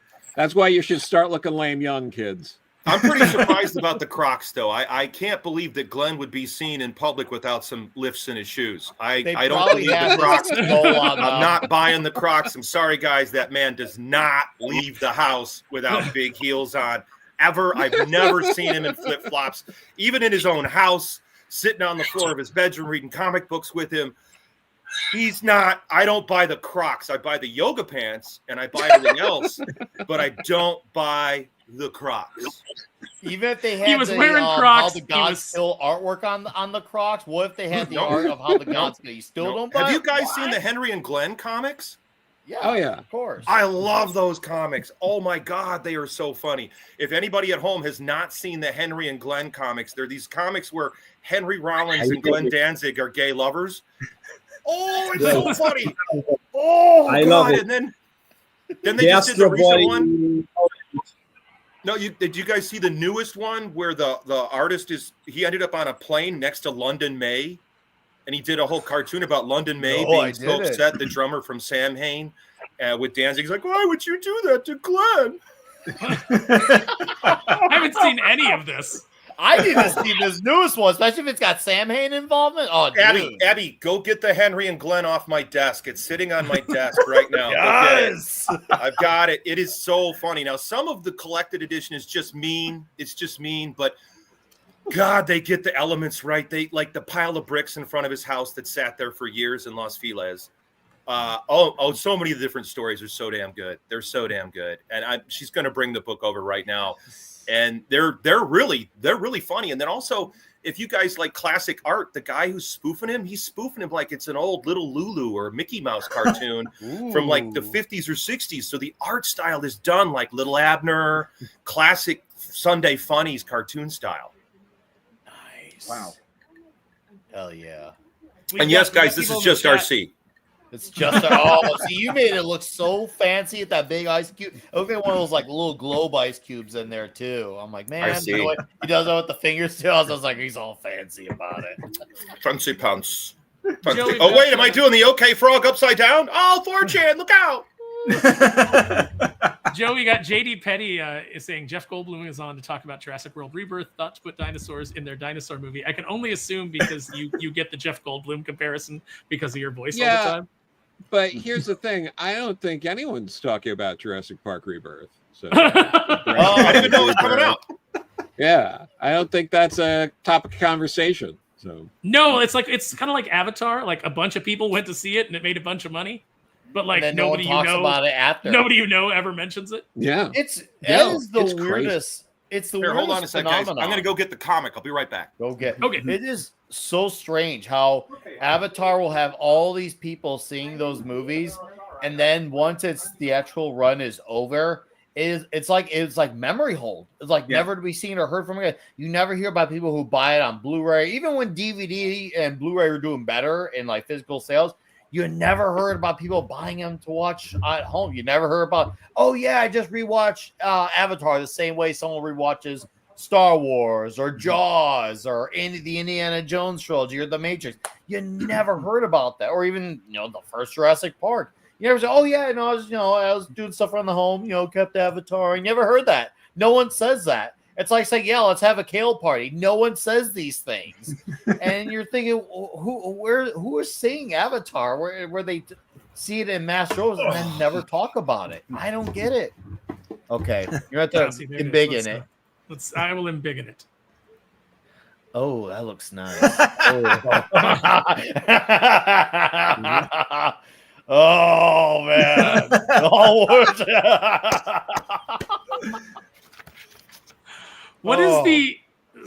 How did this come about? Like, what is the story behind this book? Because this is actually the first I've ever heard about. And usually I would know because Joe would call me up. And he would, normally Joe would call me up and tell me about this. But like I was saying, this is the first I've ever heard of this story. So how did this come about? This comic? Okay, this comic is done by, let me check the credits here. Okay, come on, man. Tom Neely, Tom, Neely. And in LA, from Verotic, Glenn's worked with a lot of people, a lot of different artists. And so a lot of these artists, some of them they're doing under a fake name. Like a surname, pen name type of deal. Yeah, so Glenn doesn't get super furious at him. Like, this is the end of the London May part here, where he's on the plane with London May, and I mentioned that. That's so funny. So is this book just to troll Glenn? Like that was the whole impetus of this book, was like, let's make this just to troll the shit out of him? That's a good question. I would say that it took on a life. I know Tom. And so, like, they did a whole art show at a gallery in LA that I went to. There was a bunch of guys that work with Glenn that were all there.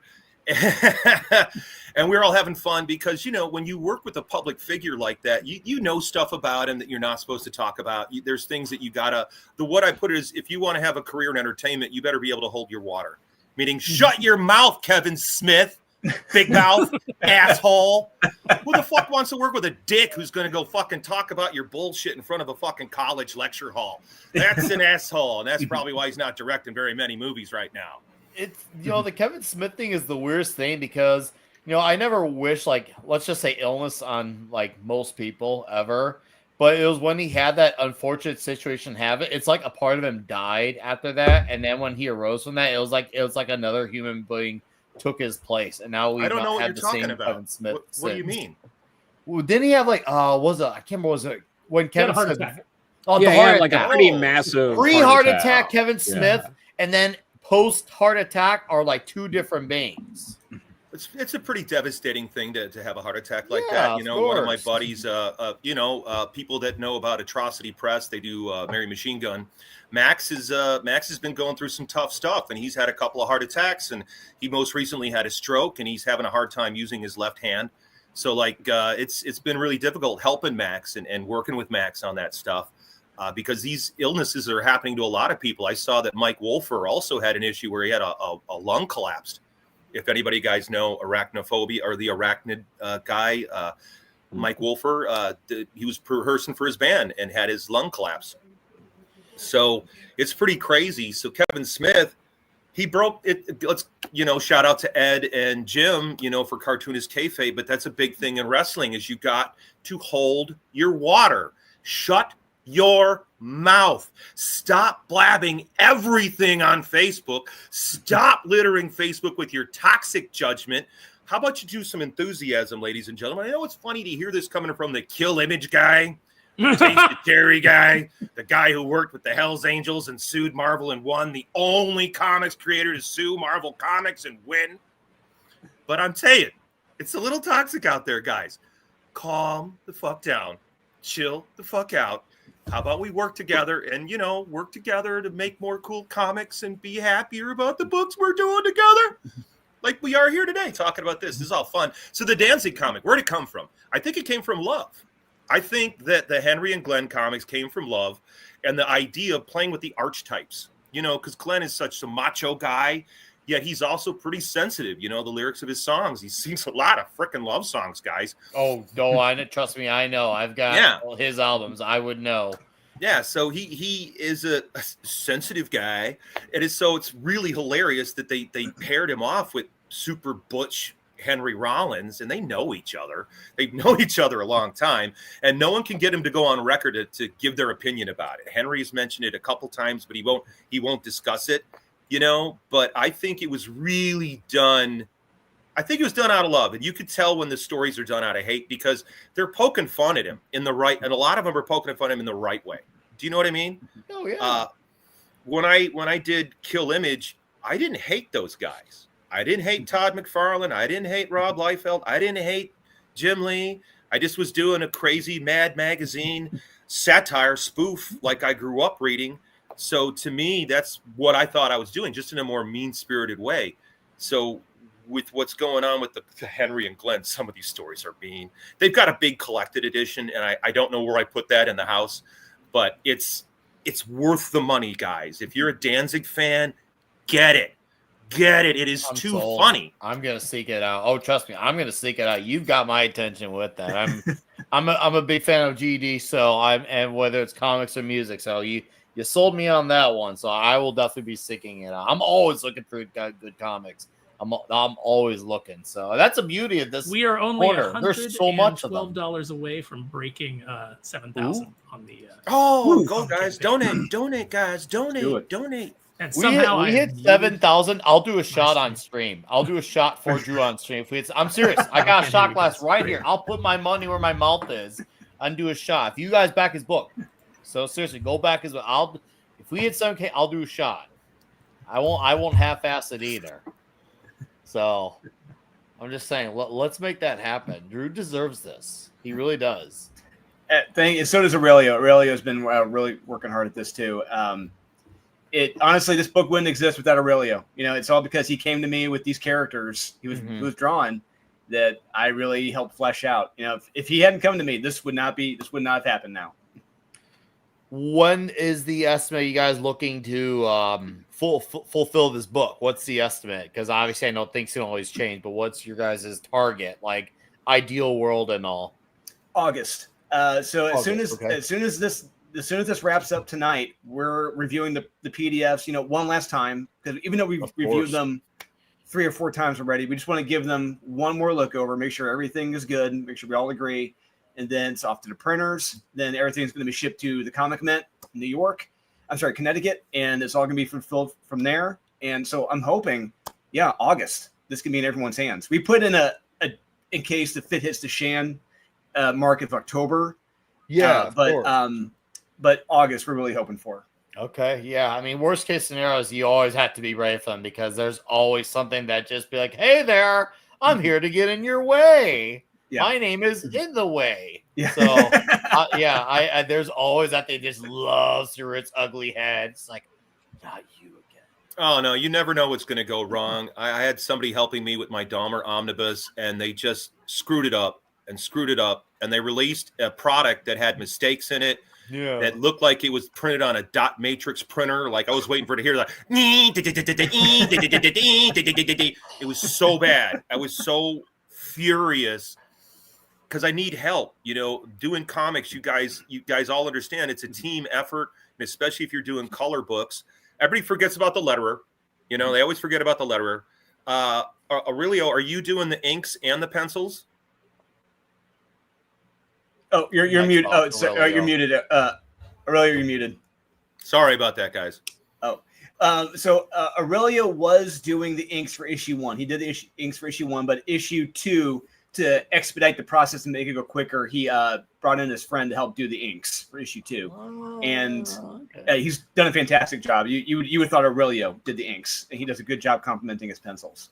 So right there, you're talking about your author, your penciler, your inker, your colorist, your letterer. Right there, that's a team of 5 people that you're dealing with right there. Then you've got your colorist, your cover artist. Then you need editorial for somebody who's got to proofread everything because the person who did it, I've made this mistake over and over again. I need somebody else to proof it because my head is so far up my ass on the project. I miss things. I miss shit. You don't see it. It's right in front of you. You know what I mean? We've got a book here. It's hilarious because you guys know who Frank Forte is? Yeah. Okay. Frank Forte, for the folks at home who don't know, is the editor-in-chief of Heavy Metal, or the editor-in-chief at Heavy Metal Magazine. And I've worked with Frank for year after year after year. And we worked together in the 90s, and I did graphic design on his book back then called The Vampire Verses. And in this book, let's work on the glare there. It's beautiful. You see cover. It's nice. And on there's a thing that says Bonehead in silver pen. It's me. And it's pointing out that I misspelled mature readers as mature readers. And on the back, we have the back cover, and it's for Warlash 2. And on the back, it said something about, this guy's dead. This is the wrong back cover. Warlash being dead. So I'm going to throw the publisher, Joe Monks, under the bus. He gave me the cover to put on the back, Frank. He gave me the cover. And I didn't see the proof. So, I did the graphic design on the book And I can't show you the inside because there's a gazillion vampire titties. You'd have to blur that thing out. There's vampire titties everywhere. Frank Forte was obsessed with vampire titties, and it was very much. He's got a great like pulpy style, a lot like Tim Vigil. Why wasn't that the title, Hart? Why wasn't it vampire titties? A billion vampire titties. Well, that's what they should. You should do something, a thing in Heavy Metal Magazine for Frank. He should bring it back. Yeah, a billion vampire titties. Mm-hmm. Well, you know what Kevin Eastman wants me to do a book. He wants me to do a book called Hart Fisher's 10-ton erection. Amazing. It'd be all true tales. The idea is it'd be all true stories about me, but I'm not the one telling them. I just want to say, since before I lost audio and I had to come back in, since we did briefly discuss Kevin Smith, I just want to say #ConfishTV was right. Oh yeah, they were absolutely right. What? Yeah. Oh, it's a whole other. That's a story of lore. Kevin Smith. So he was doing that Netflix He-Man show. Big fan. I'm such a big fan of He-Man. He was saying out there, and Clownfish TV got some advance word from some people who'd seen the script, and they basically said they push He-Man to the side. Teela's the hero of the show. Teela has a lesbian girlfriend. She's got the side shave haircut. Like everything was, very much like very 2016, very 2016. I can't wait for that action figure. Yeah, action lesbian. They made it. They made that figure. Actually, the figure looked pretty good. It just didn't look like Teela. And they just said nothing wrong with the lesbian lead character. That's fine. It's just interesting that Hasbro would go for that with a child's toy. Because I put out a book called Babylon Crush, all about a lesbian dominatrix fighting crime because she hates men. Yeah. Okay. So Mattel. So it's Mattel, but okay. Basically, Mattel. it was this reimagining of He-Man, but they were pushing it as it's a continuation of the show, not as a reimagination. Though the He-Man that you loved, it's a continuation of that. It's an updated version, and all Clownfish TV they didn't do a video on it. All they did was put out a tweet that said, if what we're hearing about He-Man being pushed to the side and Teela having a girlfriend and all this stuff, that's not going to sit well with He-Man fans, because you're changing. You're pushing this as one thing. Changing canon. You're changing it. We're all comic book nerds. You're changing canon, and like when they changed Death in the Sandman show, I thought that was unnecessary. Now I understand Death takes on different personas, but for the consistency of the character and the marketing of the book and the people that come to the show with the love of this character, sometimes you got to ask yourself, what are you guys doing? You're really peeing on what made this book, why you even wanted it to be a series. Why did you even want this? You know what I mean? That's my problem with the revision of the comics. But I've read a lot about the Marvel Studios and how they instructed folks, don't even read the comics. Don't even read them. Chuck them out the window. Forget those things. It's like, wait a minute, guys. There's a lot of amazing writing in this stuff. I love comics. I grew up reading comics. That's why I'm excited to get my hands on this Unholy Nightmare. I don't get excited about much anymore. Most books just leave me kind of flat, and mostly it's the writing. Or the crappy coloring. I don't like the way computer coloring is completely destroying the line work of the artist. You know what I mean? You'll have this beautiful black and line work, especially like with, let's say, it's great to see Liam Sharp's work on the new Savage Sword of Conan and the stuff that Liam Sharp is doing. What would they do if they colored that? They'd wreck those lines. They would wreck them. Yeah. So what happened with Kevin Smith is like Clownfish put out that tweet. Okay. And then Kevin Smith basically said, he came out with a snarky like, "Oh, it'd been really nice to have these notes when we were in the writers' room," and then basically said it was all a lie. Mm-hmm. And then the show came out, and everything that they said was correct. And so he got this huge backlash because he targeted some YouTubers, with his platform. And it turned out that they were right about everything, and they hadn't even made it a big deal. It was just a simple tweet, but it blew up into that once they were getting roasted for it, by his audience, they had to do videos on it. And then that just turned a whole bunch of the fan base against the show that maybe would have been more, accepting of the changes. I even met, I was at PowerCon and I was having a conversation, with some people, and a guy walked up and kind of got involved in the conversation. And I didn't realize who it was. And I said something, someone was complaining about the show. And I said, I really think that there's just a few little minor tweaks. Like they could have done everything that they wanted, but with just a few minor tweaks, like it would have worked better. And he was like, "Oh, what would you have done differently?" And so I just went through like what I would have done differently. And it turned out I was talking to Ted Biaselli, the showrunner. Oh, I guess Kevin Smith was the showrunner, but he was the producer. He was the producer. But it was a really nice, really respectful conversation. And even he said that like Kevin's kind of a people pleaser, and it's like so the PR was kind of out of control. And I was like, yeah, that is like it goes to like what you're saying. It's not only just do you have to not everybody's dirty laundry out in public, but also you have to be very PR minded when you're promoting a show. And then after saying what a big fan he was, Kevin Smith got exposed on an episode of Comic Book Man. Somebody found an old clip where he was talking about how he didn't like He-Man. Man. But like when he was promoting the show, he's out there going, I used to run home from school and blah blah blah, and people were like, you used to run home from high school to watch He-Man? Like because your age would have been here. Like and it all turned out to be fake. One thing if Kevin Smith was like, what? If he latches, say, alternative universe situation, he latched onto the showrunner and say, what?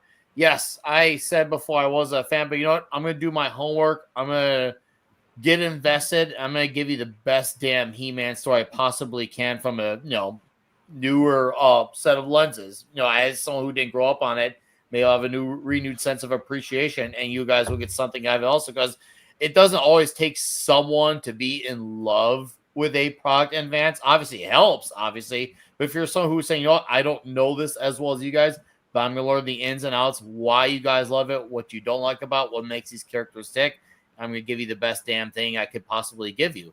But he wasn't even doing that. He just outright lied about it. And he could have just been truthful the entire time about it, which was like, this could have all been avoided. That's the most crazy thing about it. This all could have been avoided if he had just been authentic. I get PR and all, but you could still be truthful even in your PR. It's not impossible. There's ways you can get around these things. I tried to be honest. I'm a professional writer, and when I got hired to work for Chaos Comics, I was mostly a mature readers writer. You know what I mean? So most of my work was controversial and bothered people, got under people's skin. It still does to this day. My current work still gets to people. But back then, I'm writing for Chaos. I didn't know the whole universe. I had to get the books from Brian and then go read them all and take the time to read them and then figure out what are the characters that excite me. What did Brian want out of me as an editor? Okay, so Brian gave me the task for this evil Ernie story is, okay, Ernie is going to examine what is evil. Am I evil? That was the whole thing. Am I evil? And so I thought I was the perfect person to write that series, and it was going to be the monthly Ernie series. So I went into it like a professional, and he had me jump through so many hoops in a way that I wasn't used to working. I had to write an outline. He went over the outline, then we made changes and I revised the outline. Then we had to go through, like, it started with a synopsis, outline, come back with the outline. Then it went into the first draft. Then there was a second draft. And sometimes there was a third friggin' draft. And I just worked with, well, what do you want from me as a professional? Do you know what I mean? What do you need from me to do my job here? And then I'm working with the editor. And I never ran around and said, oh, man, that's my favorite character in the world. And I just was trying to, well, how do I make this interesting for me? How do I make this exciting for me? And the people this is a story about, like, if you do get hired by Marvel. I wrote 3 full issues and everybody loved it. The first 2 issues are completely drawn by Michael Brewer. The first issue was done and being colored. And then what happened is the retail market was collapsing because this was 1999. And that's when the first distribution wars hit with Heroes World Distribution, and Marvel Comics bought the New York-based distributor that was the 3rd largest distributor. And then they started a war with retail, and that collapsed the direct market. We lost, no joke, it went from 11 different distributors like Comics Hawaii, Friendly Franks, Capital City Distribution, Heroes World, and all these different indies in different regions. And when this happened and they went into exclusivity issues where I'm only exclusive with this distributor, they made retailers' life miserable because you're making the retailer's job a lot more tough. And it's tough being a store owner. That's not an easy job, guys. And so they wrecked it. They absolutely wrecked it. And so Brian watched Chaos collapse in 1999. He just watched it evaporate. He flew me out there. I was going to be I was going to be an editor for them. I was going to move to Phoenix, Arizona. I was going to be an editor for Chaos. I was going to leave LA and go out there. And then the industry just utterly collapsed. So these books, there's 2 issues done. There's another issue that was in the process. I got paid in full for the scripts, and then on like the last thing, I got a kill fee, and I have them all. I have every outline, I have every note, and we've been looking at the idea of possibly publishing this, like maybe putting it out in its raw form, just the scripts. And I'd like to talk to Mr. Brewer about maybe does he still have the original artwork? You know, because Chaos went bankrupt, so nobody owns that anymore. It'd be easy for us to print that. We could do it. Legally, we could do it. I've been talking to lawyers about this. I've talked to a couple different publishers. I actually approached Dynamite about them publishing these Evil Ernie scripts because I was told by a lot of the folks in the business that fans were very deeply unhappy with the Evil Ernie that they were presented with at Dynamite. And so I'm like, well, why not? We have these issues. Why not print these issues? Why not have me finish it? It was a 6-issue run. The first 3 issues are written. The first issue's drawn and colored and lettered. You know what I mean? It's done. And that's a project I'd like to see happen. And then the 4th issue was in the process. It had an outline. It had a synopsis. So we were interested in either trying to continue that with Dynamite. And I was supposed to talk to Nick about that, but life got busy. It was around Linsner hooked me up with him, Joseph Michael Linsner. I've known Joe for a long time. And so he hooked me up with Nick, and we were supposed to talk about this, but we just never were able to connect, you know, and really talk about it. And I've been sending, you guys have been working with the Mangum brothers or the Mangum father-son team, right? Mm-hmm. So I sent them some of the scripts because they want to draw this for Dynamite. They would love to draw the scripts. So he has them. I have all this stuff, and I'm willing to share with fans. If the fan wants to get these scripts, I'll share them. I got them on a drive, guys. And I think it'd be interesting as a learning experience with everybody's interest in process to see. I've got the notes. I've got the marketing notes. I've got the faxes. I've got everything. And what do you guys think? Do you guys think that'd be a neat thing to publish, just the scripts on their own? It's probably something you should do a limited run of, but the people who will get it are going to really want it. And that's fine because some things are made for, especially when this type of medium is already super duper niche. But for those who want it, they're just going to take it, absorb it like that. And you should go for it. Make it a small print run. And then if it somehow ends up being more than you expect, well, hey, good. The more, the merrier. Mm-hmm. But you always want to temper your expectations modestly with that stuff. But no, you should go for it. Reach for the stars with it, man. No, Pete Tomasi does this at cons, but he does signed, limited, numbered scripts of key issues that he's written. So I think you could, if you do like maybe limit it to like 100 print runs signed and numbered, you could probably get a decent amount of money for it. Okay. Because I do that kind of stuff, and I know that Andrew really wants to do this stuff. He's already got the scripts. It'd be easy to have him draw some stuff.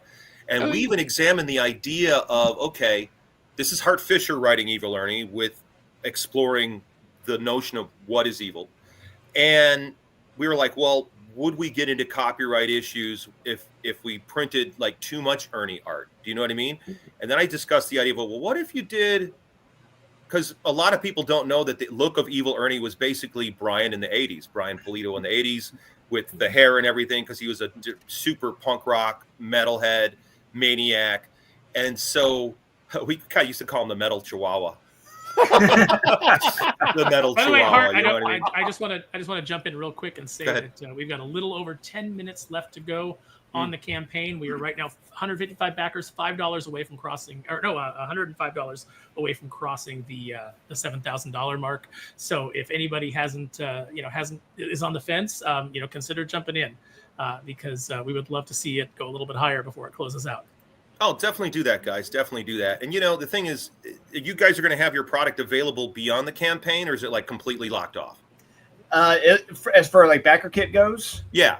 So it'll be up on backer kit while we're in the proofreading phase. But after the proofreading phase, so it'll probably be for a week. And after that, it's closed up. So I can continue to share this on my social media then. Yeah. Mm-hmm. Okay, good. Because it's important, folks at home. If you're at home and you don't have the money, share it. Talk about it. Like, hey, that helps. That makes a huge difference when you go on there and you share the link and you put it into your X, you put it under your Blue Sky, put it in where you're doing, do an Instagram reel about it. Hey, man, I'm excited about this campaign. It's fantastic. You fans make the difference. This crowdfunding thing, I turned my head around on this, guys. I used to be Mr. shit-talking dick about it. You know, oh, I'm going to beg for change out in front of the Starbucks. Oh, I can't get a real professional publisher to publish me, so I'm just going to beg for spare change. Hey, want to make my comic book, brother? Oh, yeah. And I hated it. And then after a while, a lot of my friends were really on me about like, hey, man, you need to do something. And I got to give a shout out to Buzz. Buzz is an artist I've known a long time. And Buzzy, you buzzed in my ear quite a bit about this. And he was the first guy that's like, Hart, you really got to do this. You got to get involved. And then I started to see what was going on with Brian and what he was doing with Coffin Comics. And I still know a lot of the guys that are working with Brian. Brian and I had a falling out, so we don't talk. But the other guys I'm fine with. I don't care who works with who. It doesn't bother me at all. And so talking to them and seeing how they were freed from the chains of this distribution network. You know, guys, in the old days, it would cost me $2,500 to get a full-page ad in Diamond. What do you think about that? As a publisher, you had to spend $1,500 for an ad, $2,000 for an ad, $750 for a half-pager. You know what I mean? And that's a lot of money that could be going into the comic book. And that doesn't even mean you're going to get sales. It doesn't mean anything. So for Dolan to have taken the idea and gone, hey, man, I should advertise this on American Horrors. This is a good idea. And that's what's lacking in the social media advertising is you're getting AI, you're getting bots. You know, there's such a huge percentage of Facebook that is utterly fake bot accounts. Everybody's scrolling through, they're news feeding through, they're swiping right, they're swiping left, they got the phone muted, they're not paying attention. When you've got a television commercial playing on a television channel with a dedicated audience, Unholy Nightmare was perfect for American Horrors because it's horror. It's horror. You know what I mean? So when they shut down Mike Barron, I contacted Mike and I actually donated airtime to Mike's campaign when they censored him because I'm not a big fan of censorship. So when they censored him, I gave him free airtime on American Horrors. I have special rates on American Horrors for people. Dolan knows I'll work with you on your commercial. If you need help, if you need to get the Kickstarter logo on there, I'll help you out. You know what I mean? And that's a big part of it is we have to help each other instead of being on their stupid show, sniping somebody or talking shit about the Rippaverse or talking shit about this person or that person sniping that person. Dude, you should be making comics. You should be doing cool shit, man. Stop with this fucking crap, man. Put it into a comic book. You want to roast somebody? Do a comic book. Do Kill Image. Do Kill Marvel. Do one. You know, do that. But this online toxicity, the crowdfunding is how we get past the corporate masters. The crowdfunding is so important now. And I totally came around. And I got to give a shout out to the Tucci family because the Tucci's really helped me figure out my Kickstarter. They really walked me through the process. They really helped me. They gave me a lot of great advice. And that's something we got to do for each other. You know what I mean? Is help each other out, give each other advice. What worked for you, man? What worked for you, man? Hey, did you talk to Hart? Hart's got a deal for $200. You can have commercials on the air. Holy shit. Wow, that's affordable. Yeah, it is. And it's not censored. You could have boobies in it. You could have horror in it. You could have guts in it. You could have cursing in it. With the crowdfunding, it's basically the most punk rock against the grain thing you can do because Marvel and DC are the equivalent of the establishment in comics. Even though I, growing up loving a lot of the comics that come from the big two throughout my life, but however, considering where they are in American culture, one being owned by Warner, the owned by Disney. This is the punk rock aesthetic to this with doing it ourselves, DIY. Us doing this show, like this panel, this is like our equivalent of us doing a DIY show. You know how you go to those shows, DIY. Yeah. You would know. You're talking about, you know what I mean when I say DIY show, where we set up the show ourselves. We run the venue ourselves. There's no security. It's all up to us. Everything we lay it all on the line ourselves. We're doing that except for comics on YouTube. This is as DIY as it gets. It's great, except obviously at this, we have a much greater reach, and guys like Drew and Aurelio, they can reach out to people around the freaking planet, which is great with the internet access. With American Horrors, the TV channel, it's worldwide. So you're going to reach a worldwide audience. And how about this? I'll say this for any creator that wants to get the attention of Hollywood. Hey, ladies and gentlemen, who's watching American Horrors, guys? Executives from Turner Classic Movies are watching. Executives from Paramount are watching. Executives from Warner Brothers are watching. Executives from all the companies are watching American Horrors. Other movie directors are watching American Horrors. How do I know this? Gee, I do a film festival every year, and we have hundreds of submissions come in every year from filmmakers and producers and movie producers. And a lot of these movies that were at the festival went on to be sold in Walmart, Best Buy, what have you, on Tubi. Our winner of Best Mockumentary last year, it just made its premiere on Tubi. What's it called now? Final Tales? Final Days. Final Days is just released on Tubi. So a lot of movie people are watching the channel. A lot of comic book people are watching the channel. You know what I mean? We're doing so many crowdfunding campaigns now, and we've been doing it for a good 2.5, 3 years. I've been on these podcasts. So there's a ton of comic book guys watching, a ton of publishers are watching, people from television are watching. So it's a great way to get your intellectual property in front of people in a way that you have control over, not Facebook's rules, not Instagram's. Oh, I can't have 1 billion vampire titties in my commercial. Oh, what's going to sell my 1 billion titty vampire book? It's going to be 1 billion vampire titties, but I can't show it on Facebook. Can't show it on Instagram. Can't show it on YouTube. I can't show it over here. What the fuck, you guys? How the fuck are you supposed to sell this shit? And Jesus Christ. I went through so much of this with my Dahmer book. When I was doing the Dahmer campaign, I got shut down by everybody for true crime.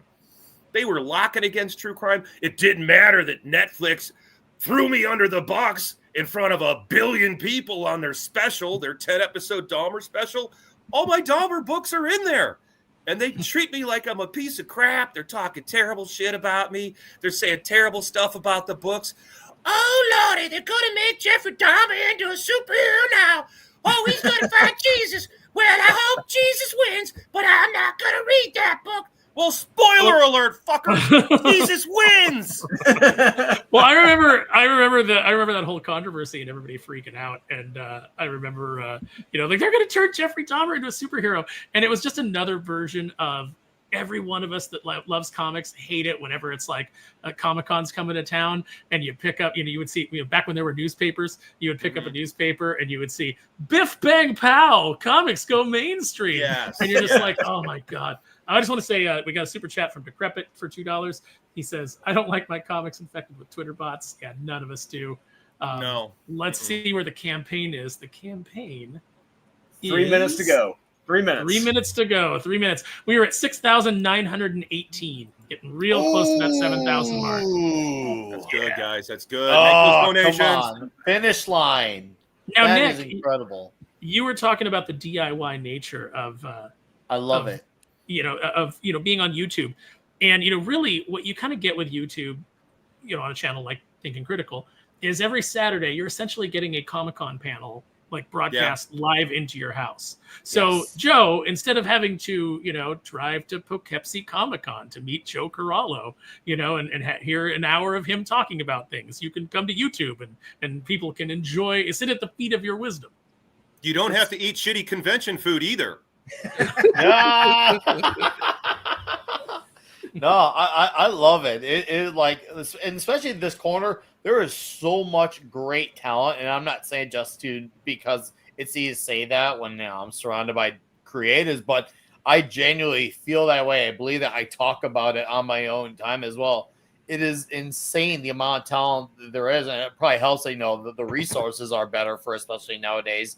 Nowadays, everything is so instantaneous, and I think that obviously people who want to get creative picked up on those things and boom, got to work. And then now we have all these great creators everywhere you go. You want to look.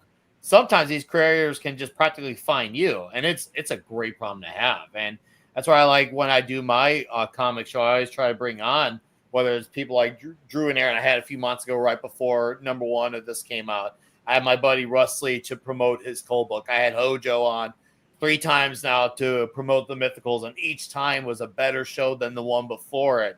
I love championing the stuff that I believe in. If I believe in like a comic, I'm like, I want to freaking talk about it so I can put it in front of people's eyes, and I want to keep that going. And just me helping out, once again, it's kind of like the guy who believes in the bands that are not as well known, but I'm trying to get them in front of more fans, except I'm doing that with comics. So once again, the parallels between the comics and music business are staggering, and that's just another one.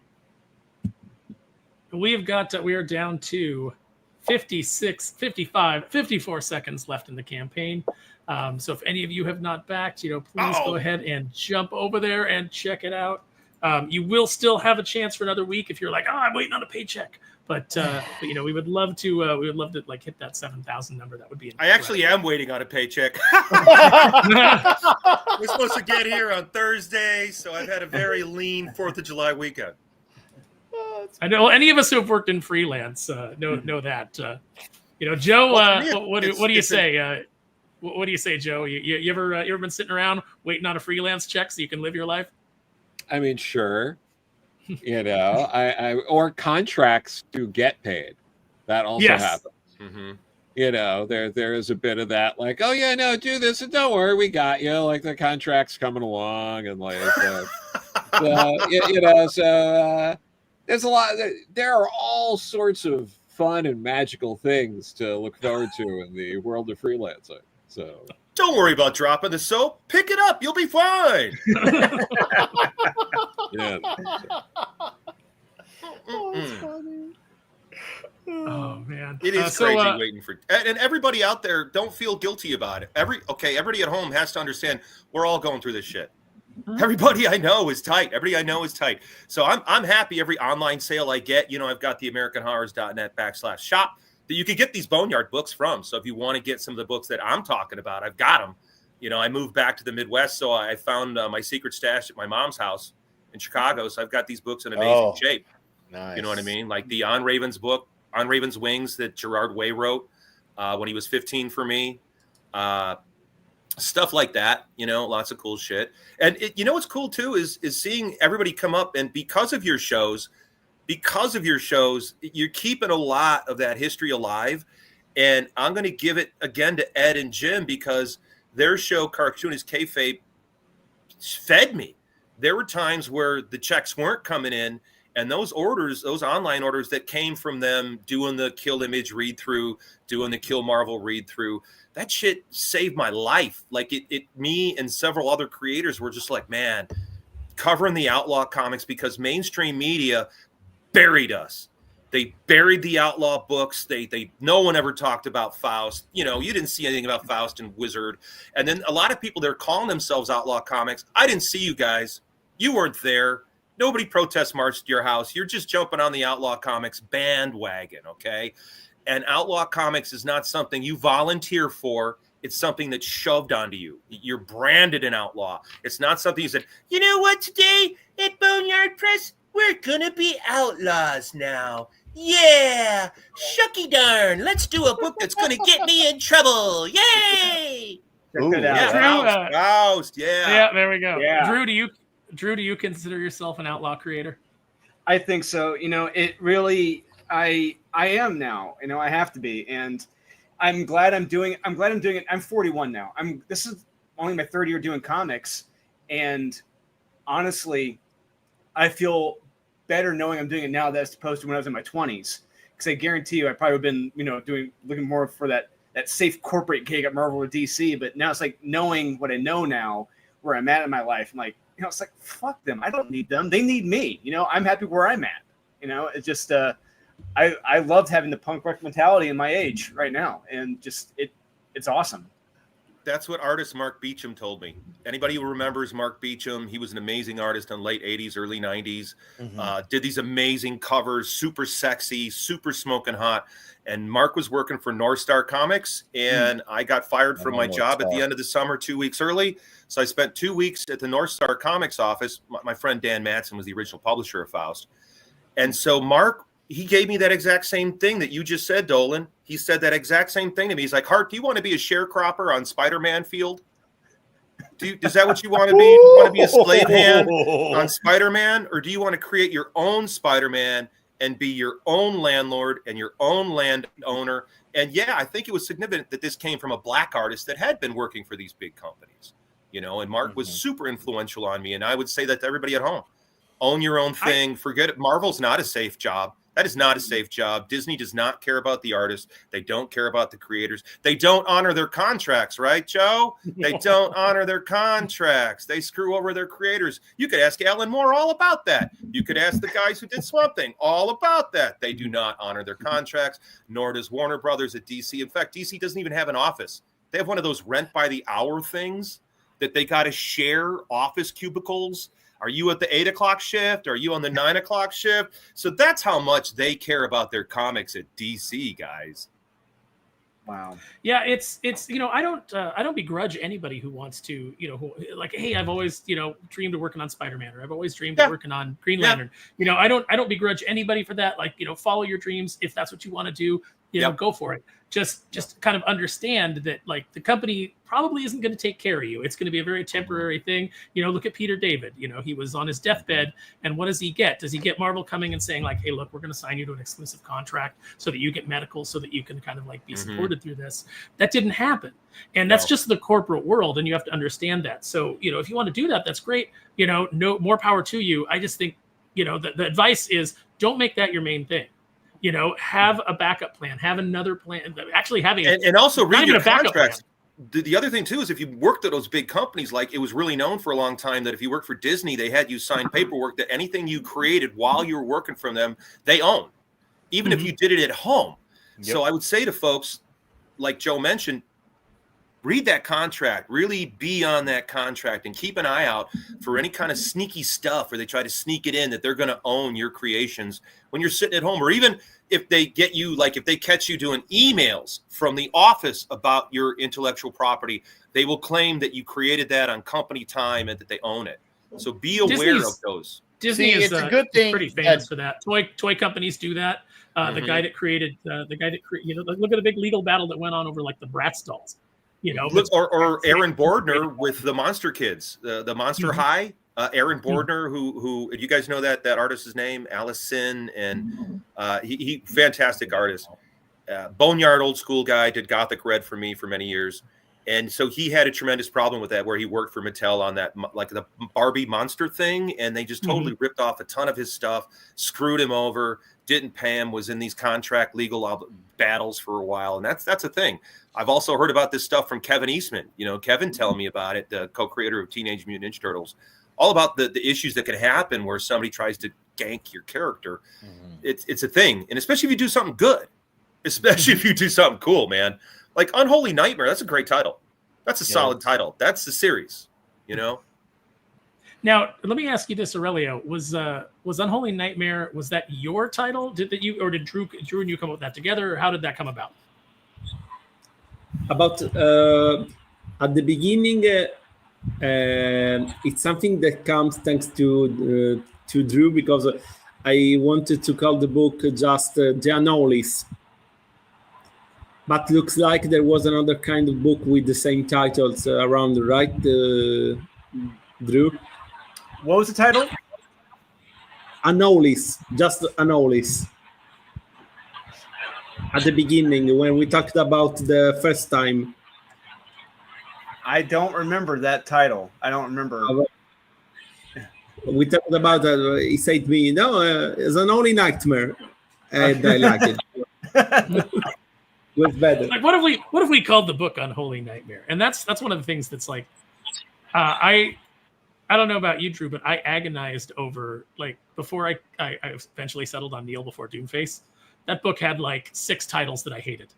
It's like I kept like renaming it, and I'm like, oh, I don't like it. And it was just like everything like felt like a work in progress until I was like, okay, I'm going to name it this. That has some impact. It's a good callback to something that everybody knows, which is Kneel Before Zod.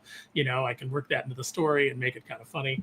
And so, yeah, I think that, I worked for Disney. Obviously, I'm probably best known for working on Darkwing Duck.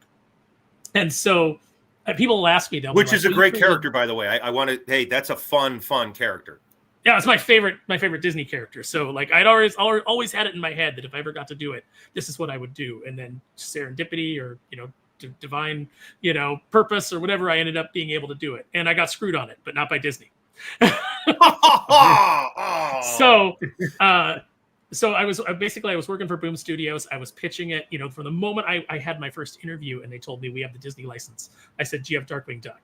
And they said, "What is that?" And so I had to explain the concept to him, and fought for over a year to get the book done. And then they told me that I wasn't allowed to have my name on it as writer, so I had to work with one of the editors there and, kind of like give him my ideas, and then he'd turn in a script. And I was like, fine, because then I can kind of like work it into what I want anyway. And as editor, I can fix the dialogue or whatever I need to do. And then the book came out, and they kind of gave it to me begrudgingly. But the book came out. It was a huge sales success. And then they got the numbers back. And the day before it released in comic book stores, they fired me. And then took all the story ideas that I had and handed them to somebody else. Now, fortunately, this is one of the rare stories, Disney to the rescue. Because Disney Publishing remembered everything that I did. I had a good rapport with them. And when Boom eventually lost the license, because the Disney license was taken from them for malfeasance later, is the stories that I've heard. And I was there, so I know some of the stuff that they were doing, so I believe it. Another publisher wanted to pick up those books and reprint them. And Disney Publishing at the time was like, well, you can do it, but you need to go have the original scripts restored by, Sparrow and Silvani, the artist. And so they did, and then we got to do a new run. But people will ask, well, you created new characters for that run, and you had like all these ideas that you were going to do if the run had continued. Doesn't it bother you that like Disney could make a pin of that character and sell it in the parks and make a bunch of money, and you don't see any piece of that? And my response was always, no, because I knew the deal when I went in, and everything that I created for them is not anything that I would create for myself. I don't ever have a plan on doing like a funny duck book of my own. So all the ancillary characters and things like that, I'm fine, contributing that to that universe. And it'd be nice if like at some point, hey, we made a bunch of money on this and we kicked it back, but that's not the way that it works. So, that's a lot different than like the creators of yesteryear who, had no idea that there was going to be a big movie of these characters, that, there's no conception of that. So there was never anything in their contracts. So then they never had to, the company never had to give anything for that. They weren't contractually obligated. Jim Starlin with Thanos and everything. That carries over too into films, because in films there's like people didn't have the same rights licenses for music clearances for movies. Like Return of the Living Dead, one of my favorite zombie movies, does not have the same music in the current release because they didn't have proper paperwork. Yeah, it does not have the same soundtrack. You gotta get the original VHS release from HBO Home Video to get the true full Return of the Living Dead score on it. Oh, interesting. Because it changed when it went to DVD. And so I like hearing your story, man. That's pretty cool that you were able to work that out with Disney and they were able to do that, because not every corporation's all evil. And your attitude about being a professional, that's like an artisan. I'm like, okay, I'm hired to build this cathedral. I'm going to build this to the best of my ability. I'm fine with you worshiping in it. I'm not going to be a landlord or anything. I'm fine. I just parlayed my skill into this job, and now I'm on to my next thing. And so that's pretty cool that you had that attitude. Yeah, I mean, it's you kind of had to, because you've seen it happen so many times. You've seen so many creators over the years screwed, and so our generation has just kind of had a better perspective going into the comic book industry, because we know what the deal is. We know what work for hire means. These guys didn't know that. Like Joe was saying, when Jim Starlin created Thanos, he didn't know Thanos was going to be in a Marvel movie, and he was going to get I don't know. Thanos was supposed to be dead at the end of that Adam Warlock series. He was a gray stone gargoyle. I was furious when they brought him back. I hate when they do that, because it invalidates your emotional experience in the story. When they do that, it's an alternate timeline. So all that emotional trauma you went through when your character got their dick chopped off doesn't matter. It doesn't See, matter. I loved it. It's multiple. I don't like it. I loved it. I loved it when Thanos was brought back initially, because it was Starlin coming back, and I was like, okay, I get so that. Jim Starlin is resurrecting him, and it led to like one of my favorite stories, which was that whole like the Thanos quest build up in that Run of Silver Surfer into the Infinity Gauntlet. I didn't see Starlin's return to that. By then, I was kind of gone out of like comics and doing like the TV and movies and stuff. But I love Starlin's work. Huge Dreadstar fan. I'm doing a comic book TV show where we're going over the artwork and we're showing the art and we're having guests on, but it's more of an in-studio thing, and we're not on YouTube because we have 1 billion vampire titties in here. There's 1 billion vampire titties in here. So we can't have that on YouTube, guys. And we're going to premiere it on July 16th on American Horrors. My channel's free on Roku, so if any of you guys want to check it out, it's free on Roku. Roku is the #1 alternative to cable right now, except for YouTube. YouTube is really crushing it on their own end. But it's fun to talk with everybody about the art and where it started. And it's there's so much interest in process now. Like you talking about your adventure with Disney and that whole thing. Like in the past, people would be like, I don't care. Just give me my Batman. Give me the Batman Joker book. But now people really do care. And you have this format, you have this show, and you doing this and you talking about your experience with Disney without any vitriol, just discussing it like an adult, like a professional. That I think that is what's helping the modern generation of creators. The previous generation of legendary creatives, they walked the minefield for us in the sense that they went in solely because of the creative aspect, not thinking about any sense of business or fighting for their worth, which sucks because a lot of them were absolutely worth what they put out, and most of them, if not almost all of them, didn't get what they were worth. And it seems like the few that kind of had an idea that, oh crud, I'm getting screwed, they didn't really fight for it, and that's really unfortunate. Obviously you can't foresee everything that happens, but it's so we hate to see that happen. But luckily guys like us, yeah, you're right, 10 years ago these are conversations, maybe 15 years ago we would not want to entertain these conversations because we want to read our books, get the hell out, enjoy our quiet peace. But now that we've seen and heard everything that we got in retrospect in the last 10-15 years, we're like, man, this stuff really actually is so important, and it's very pivotal if we want to have an industry, especially one that's more on this DIY leaning sensibility, to know all this stuff. And it's good, and we can learn from the guys who came before that. Yeah, it sucks that they went through it, but we're learning from your mistakes, and we're hopefully create something better out of this. Well, I think too, when you go into work on an existing character for a company that owns it, when you come in with your pitch, or when they ask you to come up with a pitch, you should be tailoring it to that universe, to that character specifically. Like, don't give them your best ideas for your stuff and try to work it into Wonder Woman. Agreed. Tell a great look into the history of Wonder Woman, the characters of Wonder Woman, and tell a great story that you can only tell with Wonder Woman. And then it doesn't matter that you don't own it, because it's nothing that you would have done outside of Wonder Woman anyway. For example, I know Joe Corallo has a great Wonder Woman pitch that DC should be publishing right now. Well, thank you. Yeah, no, so we'll see. So you get to be the guy that follows Tom King and do better then.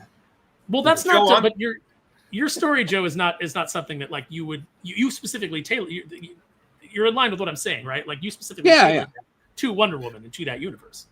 Oh yeah, Joe, I'm not real familiar with your work. What have you been working on? I don't know your work as well as these other guys do. What have you been working on? What leads you to want to pitch Wonder Woman? No, I did a 10-page Doom Patrol story last year for DC, but like cool. I like Doom Patrol. I've done. Yeah, no, I think Doom Patrol is great, but I did I've done a lot of stuff at like Mad Cave. I did what was it? A couple of King Arthur and the Knights of Justice graphic novels based on the 90s cartoon.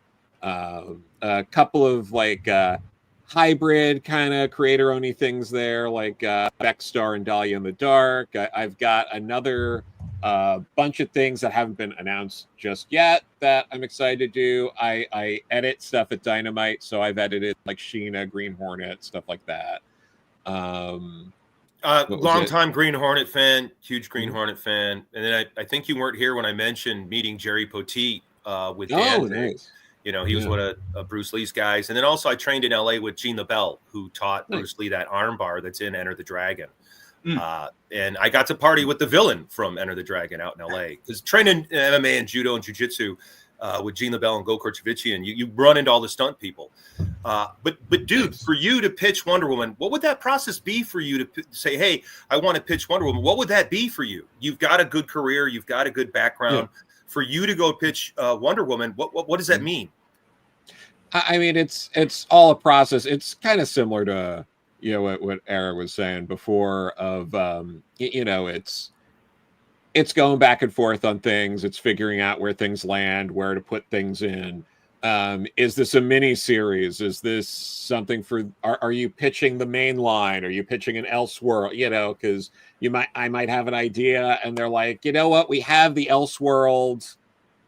It would be less complicated if we just did this as an Elseworld instead of in the main continuity, because you're pulling from this, that, and the other things. So like, I mean, it's just different conversations with different editors and seeing where things go. But I mean, honestly, I can only speak to my experience. Yeah. People have been very nice and open to me there, just talking about things. That doesn't mean it's going to happen. That doesn't mean at the end of the day it's going to work out.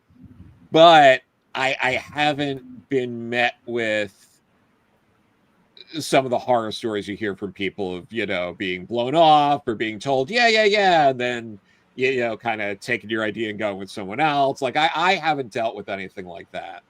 But yeah, I mean, I've had some pretty positive conversations about different things, so we will see. Okay. Well, I I was just hope curious it's- about I that wanted to- process. I want it to happen because, you know, as someone who gets to chat with Joe and hear him, you know, hear his ideas. Like, I think that you obviously you bring a passion and you bring a you know, an excitement about comics to your pitches, and you don't just go like, I don't know, I guess I could write this character. Like, you're like, oh, I think I could really do something there, you know. No, I appreciate that. But yeah, I mean, it's tough. And I know Perch has mentioned this before, and this has come up, but like, you know, it's like you hear a lot of these ideas that get kicked around, you know, either online or at cons and stuff like that. And so many of the ideas start with, wouldn't it be funny if, and no, it's not. It's funny maybe in this conversation that you're having with the other person at the bar. It's not funny when I see issue 1 of that idea hit the stand, you know? And now it's part of canon, and everyone else has to deal with it. Yeah. But no, I mean, it's, yeah, because it's just the way people go about it, and maybe it's being trained a certain way. Like, I think a lot of more mainstream stuff, because of the dominance of shorter form stories, like, you know, like miniseries. I think at this point there's like more miniseries coming out than ongoings or close to it.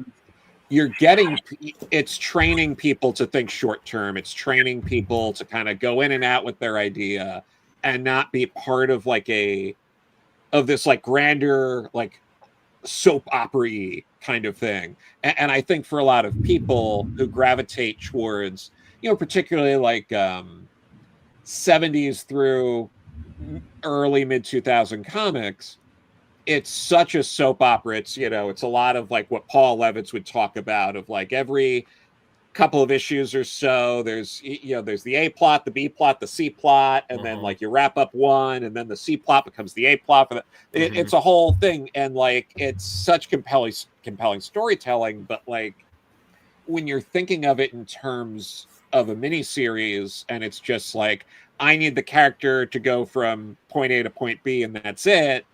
It doesn't have that same depth and flavor that I think, you know, people who gravitate more towards that storytelling are going for. And I think that's why you get comments and things talking about it feels more like, you know, Silver Age, like pre-Marvel Silver Age comics, when, you know, a lot of it was, you know, just like Jimmy Olsen got turned into a sink somehow or whatever. Jimmy and Crypto go to the beach. Yeah, and like those are fun, and I love those, and I find those funny for maybe not the reasons they intended at the time, but I do love that stuff, you know, like the stuff where it's like the whole, you know, Smallville turns against Superboy for, you know, a page and a half. And, you know, it's like, you know, Mom, Pa Kent throwing rocks at Superboy with like, you know, balloons and, you know, the thought bubbles being like, if we don't pelt Superboy with rocks, they're going to think he's our adopted son, Clark. And yeah, you know? I get it, but wouldn't you say too that kind of design is part of the newsstand distribution process, where people are walking by and you need that cover to like whack them, because that's why we did Jeffrey Dahmer versus Jesus Christ, because we knew that title was going to whack them and get them, you know, just it's a stunt title, you know. That's difference with now with the digital age. You've got scroll by, wipe by. So you're going to have a different kind of image or a different kind of thing. Oh yeah. I don't know where to go with that. Yeah. I don't No, know where to go with that. One of my favorite covers from that is like a Lois Lane cover where like she's like getting married to Satan, you know, and it's just like, you know, it's like that was my wedding. Satan. Like, that was Also, my wedding at the my- Masonic Lodge. Yeah, my favorite hook was always just, you know, Joe's heard me talk about this a million times, but it's always just the Green Lantern, what I call the Green Lantern being a dick cover, where he's going, you always have all the answers, Green Arrow. What's your answer to this? And just this great Neil Adams drawing of Green Arrow going, you know, all horrified. My ward is a junkie. Well, you know. Yeah, I was thinking that cover exactly. Yeah, you know, that grabs you as you're walking by. No, it's great. Awesome. It's so funny too. Martha Thomas's, who I'm good friends with, she had a story about she missed part 2 of that when it hit the stands, and she later became friends with Denny because she was working at Marvel and then DC, and they kind of were both working for each other for a while. And she was hanging out at his apartment, and she mentioned, she's like, "Oh, I never like got to read like the second part of the Speedy being a junkie."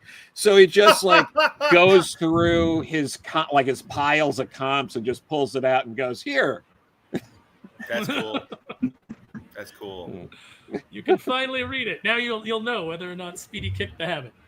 Yeah, I know. And I had a guy hit me up, no joke, on, I think it was it like Wednesday, Abby, or Monday? Some fan hit me up on a random message. He's like, I was reading this book back in the 90s. I don't really remember. It was about a guy who got hired by a wife to kill her husband who was in a wheelchair. And I just remember in the legalese, it said something about, if you mess with my copyright, I'll be the last person to hear you scream.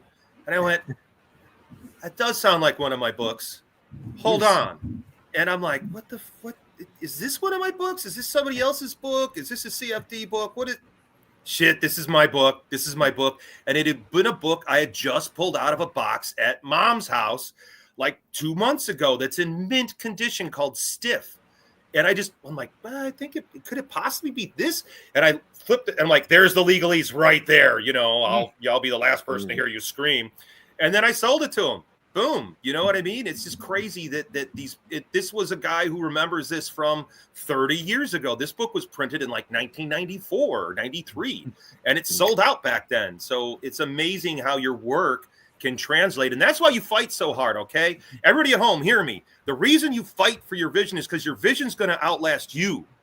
It will totally outlast you. Your book will be here after your detractors. All those people who called me a piece of shit in the 90s who protest marched my house and tried to have my work banned and interfered with my career. Guess what, dummies?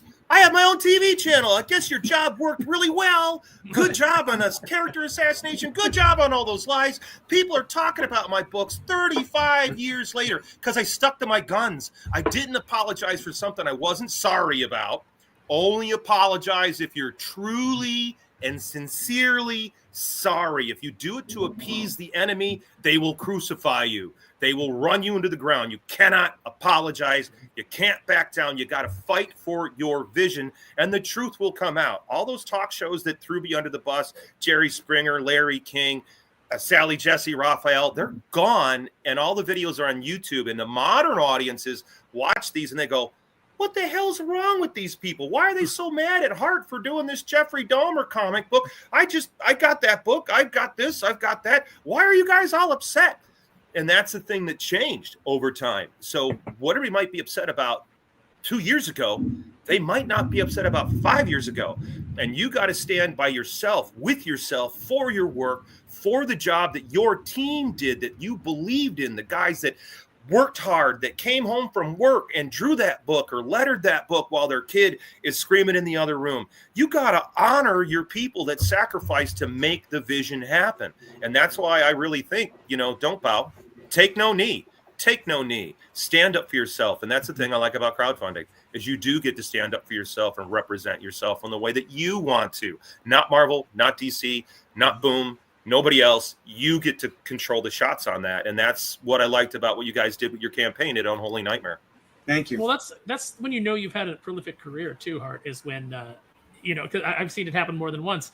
where you're like, wait, did I write that? Is that my book? Like you don't even remember. It's super special to this person, and they're like, I really want to get back to that because it really stuck with me. And you've forgotten about it. I did that with it's like being on panels with Tad Stones, the creator of Darkwing, and he would talk about, like, people would they'll ask something about a specific episode, and he's like, I don't know, I did that like 30 years ago, I don't remember. But it's like, it's very ingrained in their mind because they're a huge fan of it. I remember asking Buzz Dixon, who worked on tons of cartoons, tons of comics all throughout his career. I was like, we're doing a comic, and I want to bring in this character that you did in this Disney Adventures magazine in a Darkwing story that you wrote. And he's like, I didn't write a Darkwing story. And I'm like, yeah, look here, Buzz Dixon. And he's like, I didn't do that. And I showed it to him, and it took forever for him to remember it. When I met John Saxon, I couldn't wait to ask him about Mitchell, because I'm a big Mystery Science Theater fan. He did not remember being in that movie. I had to bring it up on my phone and show it to him. And then he was like, oh, yeah, with Jodan Baker. Dude, I just got to say, Mitchell, the episode with Mitchell is so good. My buddy Trike, co-host on Comics Labyrinth over at Trike's Comic Alley, he's the one who brought me that show. And we sat here and we got a little vaped, and we had a blast. It was so funny, dude. Yeah. Jodan Baker. Mitchell. No, Joe and I could have a complete conversation in just Mitchell and Simpsons quotes. Mitchell. Oh yeah. Oh, that's good, guys. I love that. That's cool as hell. It's good that you've had this career. You know what I mean? You've got to work for independent studios. You got to work on real corporate projects. You know what I mean? That's a lot of fun. I find that sometimes being a professional hired gun is a growing experience. Oh yeah. You get to just grow, and like, I worked in advertising for a long time. So working on these different things, like all the graphics for, like, let's say some espresso kiosk that was going to go into Sears, or working on some packaging deal for cryogel to help you out with that pain in your elbow. Yeah. And doing all that stuff is challenging. I did a Christian comic through Boneyard Press, Soldier of God. It was fun. It was fun to do, to challenge myself. When I wrote a vampire story for Chaos in Nightmare Theater, illustrated by Rick Veitch, it was a children's story. It was great. Oh, I love Rick Veitch. He's fantastic. So we're gonna wind it down. Campaign has closed. A couple pledges came in, or looks like one or two pledges came in after it closed. Right now it sits at $6,930, so just $70 away from the 7,000 mark. As we said, it'll be open for about another week for late pledges. So if you're waiting on a check, or you decide all of a sudden, you know what, I do want to back that project. You got a little bit of time still. I'm sure we are going to get over that 7,000 mark. So that's awesome. More than the first campaign. People jumping in, wanting to check it out. I absolutely love it. Before we go, I'm going to do just a little bit of a round table here. All corporate, shenanigans aside, I'm going to ask everybody, if you could work on one character, just like you could just be like, that's my property now. Whether working on it or just flat out, like, in a perfect world, you just own that character now. Who would it be? Drew, I'm going to go to you last, since this is your campaign. I'm going to go to Joe first. Anything, any corporate thing. At this point, probably Doctor Who. I really love Doctor Who, and it would be there's certain things I think that could be done to make that work, and I would be honored to be a part of making Doctor Who work. So that's a fantastic choice, Nick. Thanks. Any property in the world, all of a sudden it's yours to do with as you will, to tell stories with it, to hire who you want to tell stories with it. What would you take? Damn, I never thought I'd be in this spot in my life, because I'm not a creative at all. I'm just a guy who's good at reading these things and eating a lot of pizza. Trying to think, what would I do? I would like to see let's just put it this way, if I had a lot of money and I could hire the writers that I want, man, as far as established property, I'd like to have someone do a really killer Booster Gold run. As far as DC established characters, I love Booster Gold. I'm a big fan of the character. So I would love to see that as far as DC goes. And as far as, I guess, I'd like to see a really strong creative talent team actually on TMNT. I would love a strong TMNT book. I love the Turtles. I'm a big fan. And I'd even like to see creatives on all their ripoff teams too, like SWAT Cats, Street Sharks, because that was one of those few franchises where the ripoffs were cool too. And I was a big fan of all of them as a kid, Biker Mice from Mars. So I would love to see all those have great comics. Adolescent black belt hamsters or something. Yeah. Yeah. Give me some Battle Toads. I'd write some Battle Dude, Toads. Cowboys I and would Moo love Mesa. that. Cowboys and Moo Mesa. Oh my God, Sylvania and I talked about Cowboys. Booster Gold and Animal teams all getting good books. All right, Hart. What property would you want? That's a good question, because I've been sitting here listening to you guys speak, and the thing that just came into my mind, now I'm going to have to give this in two parts. I'm going to have to say, part one, my character, build a bull, period. Build a bull. I need to get financing. I have all these stories. I have creative crews lined up for it. I've got Iraq war vets to write all about Build a Bull as a contractor in Iraq. He's my favorite character. I've been drawing him since I was a freshman in high school. He's my mom's favorite. So that's the number one thing I would want to do in comics, like a character that I fucking do own, take all over the world, do whatever I want with, do video games with. I really want to do video games with Build a Bull big time. But outside of that character, because that's the thing that's kept coming to me, is I've never been properly financed. That's always been a real thing for me. Oh, that's comics, right? Comics and movies, even comics, movies, or doing the American Horrors channel. I haven't truly been financed. It's always been a bootstrap DIY operation, get my own financing, do all the work myself. Because after I hop off of here, I'm going to be doing the programming and getting up all Sunday night's programming on the American Horrors channel. But intellectual property, two things come to mind. I'm really on the fence here. I'm going James Bond or The Omen. I'm really on the fence over The Omen or James Bond. Oh, I'm having a hard time. Well, at least you went for two like very different things. Like, those are obviously two very different properties. So I like. Yeah, James Bond was my family's favorite. It was my dad's two favorite writers were Mickey Spillane for Mike Hammer and Ian Fleming with James Bond.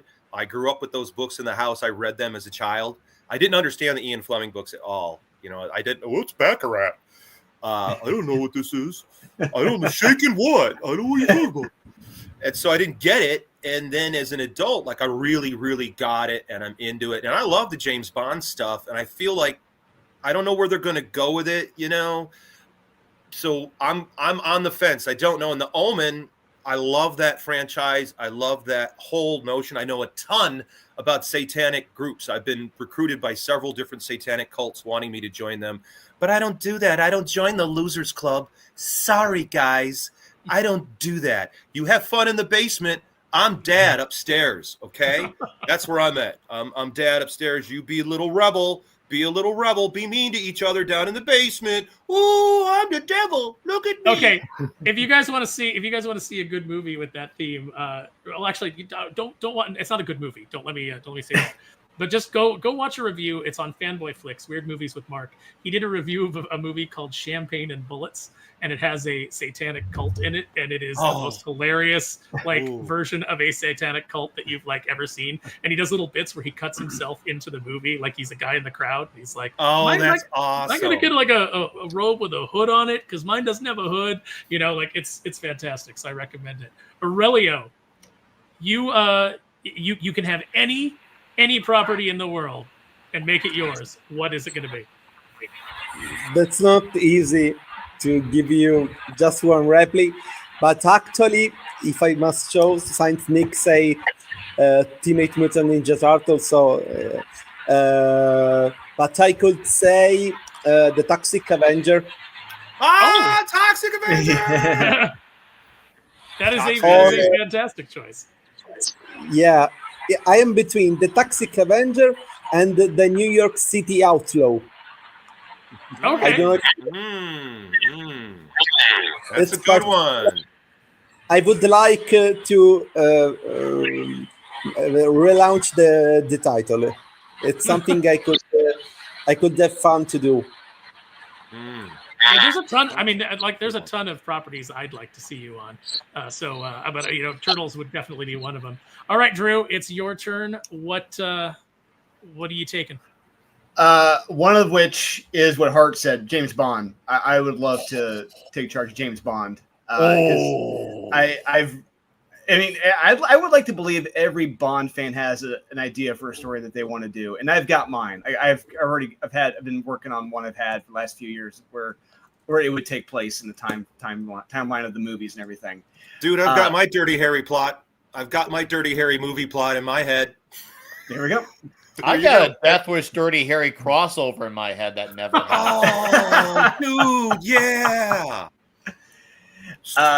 One other one I would do is if I could handle a comic book IP, it would be Ragman. I love Ragman, and I would love to do for Ragman what Charlie Houston and David Finch did for Moon Knight. I would just love to give him that full, A-list treatment that he deserves.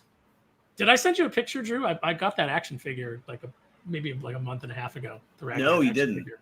I was like super psyched. I was like, oh, because I kept seeing like the one that was like the special edition that was in the wrong colors. And I was like, screw that. And then finally, I came across the right one. I was like, oh, I bought it immediately. So I guess if I was going to pick mine, I think I'm gonna go two different directions. I think everybody knows one. I would just love to be able to finish James and my vision for Darkwing Duck. So I would take the Disney Duckverse in a heartbeat. But I think one of my former loves that I would love to fix and love to bring in other creatives to fix and do it for the fans would be Star Wars, because Star Wars is in such an abysmal place under Disney ownership that I feel like it should be restored for the fans. So that I'd like to see you take over Star Wars. I vote for you. I vote for you.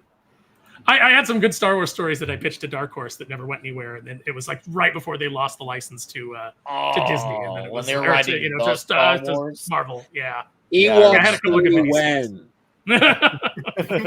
at Caravan of Calamity, Joe. Let's do it. There we go. It writes itself. Maybe we can get an AI Wilford Brimley to come back. I was just thinking that. All right, guys. Thank you for joining us for the stream. Thanks for getting us to 6930 with 157 backers. The link will remain open, and we just appreciate everybody's support. I want to thank all of our panelists who jumped in. Obviously, Drew and Aurelio, you guys did a beautiful book. You deserve every bit of success. It was great having Joe here.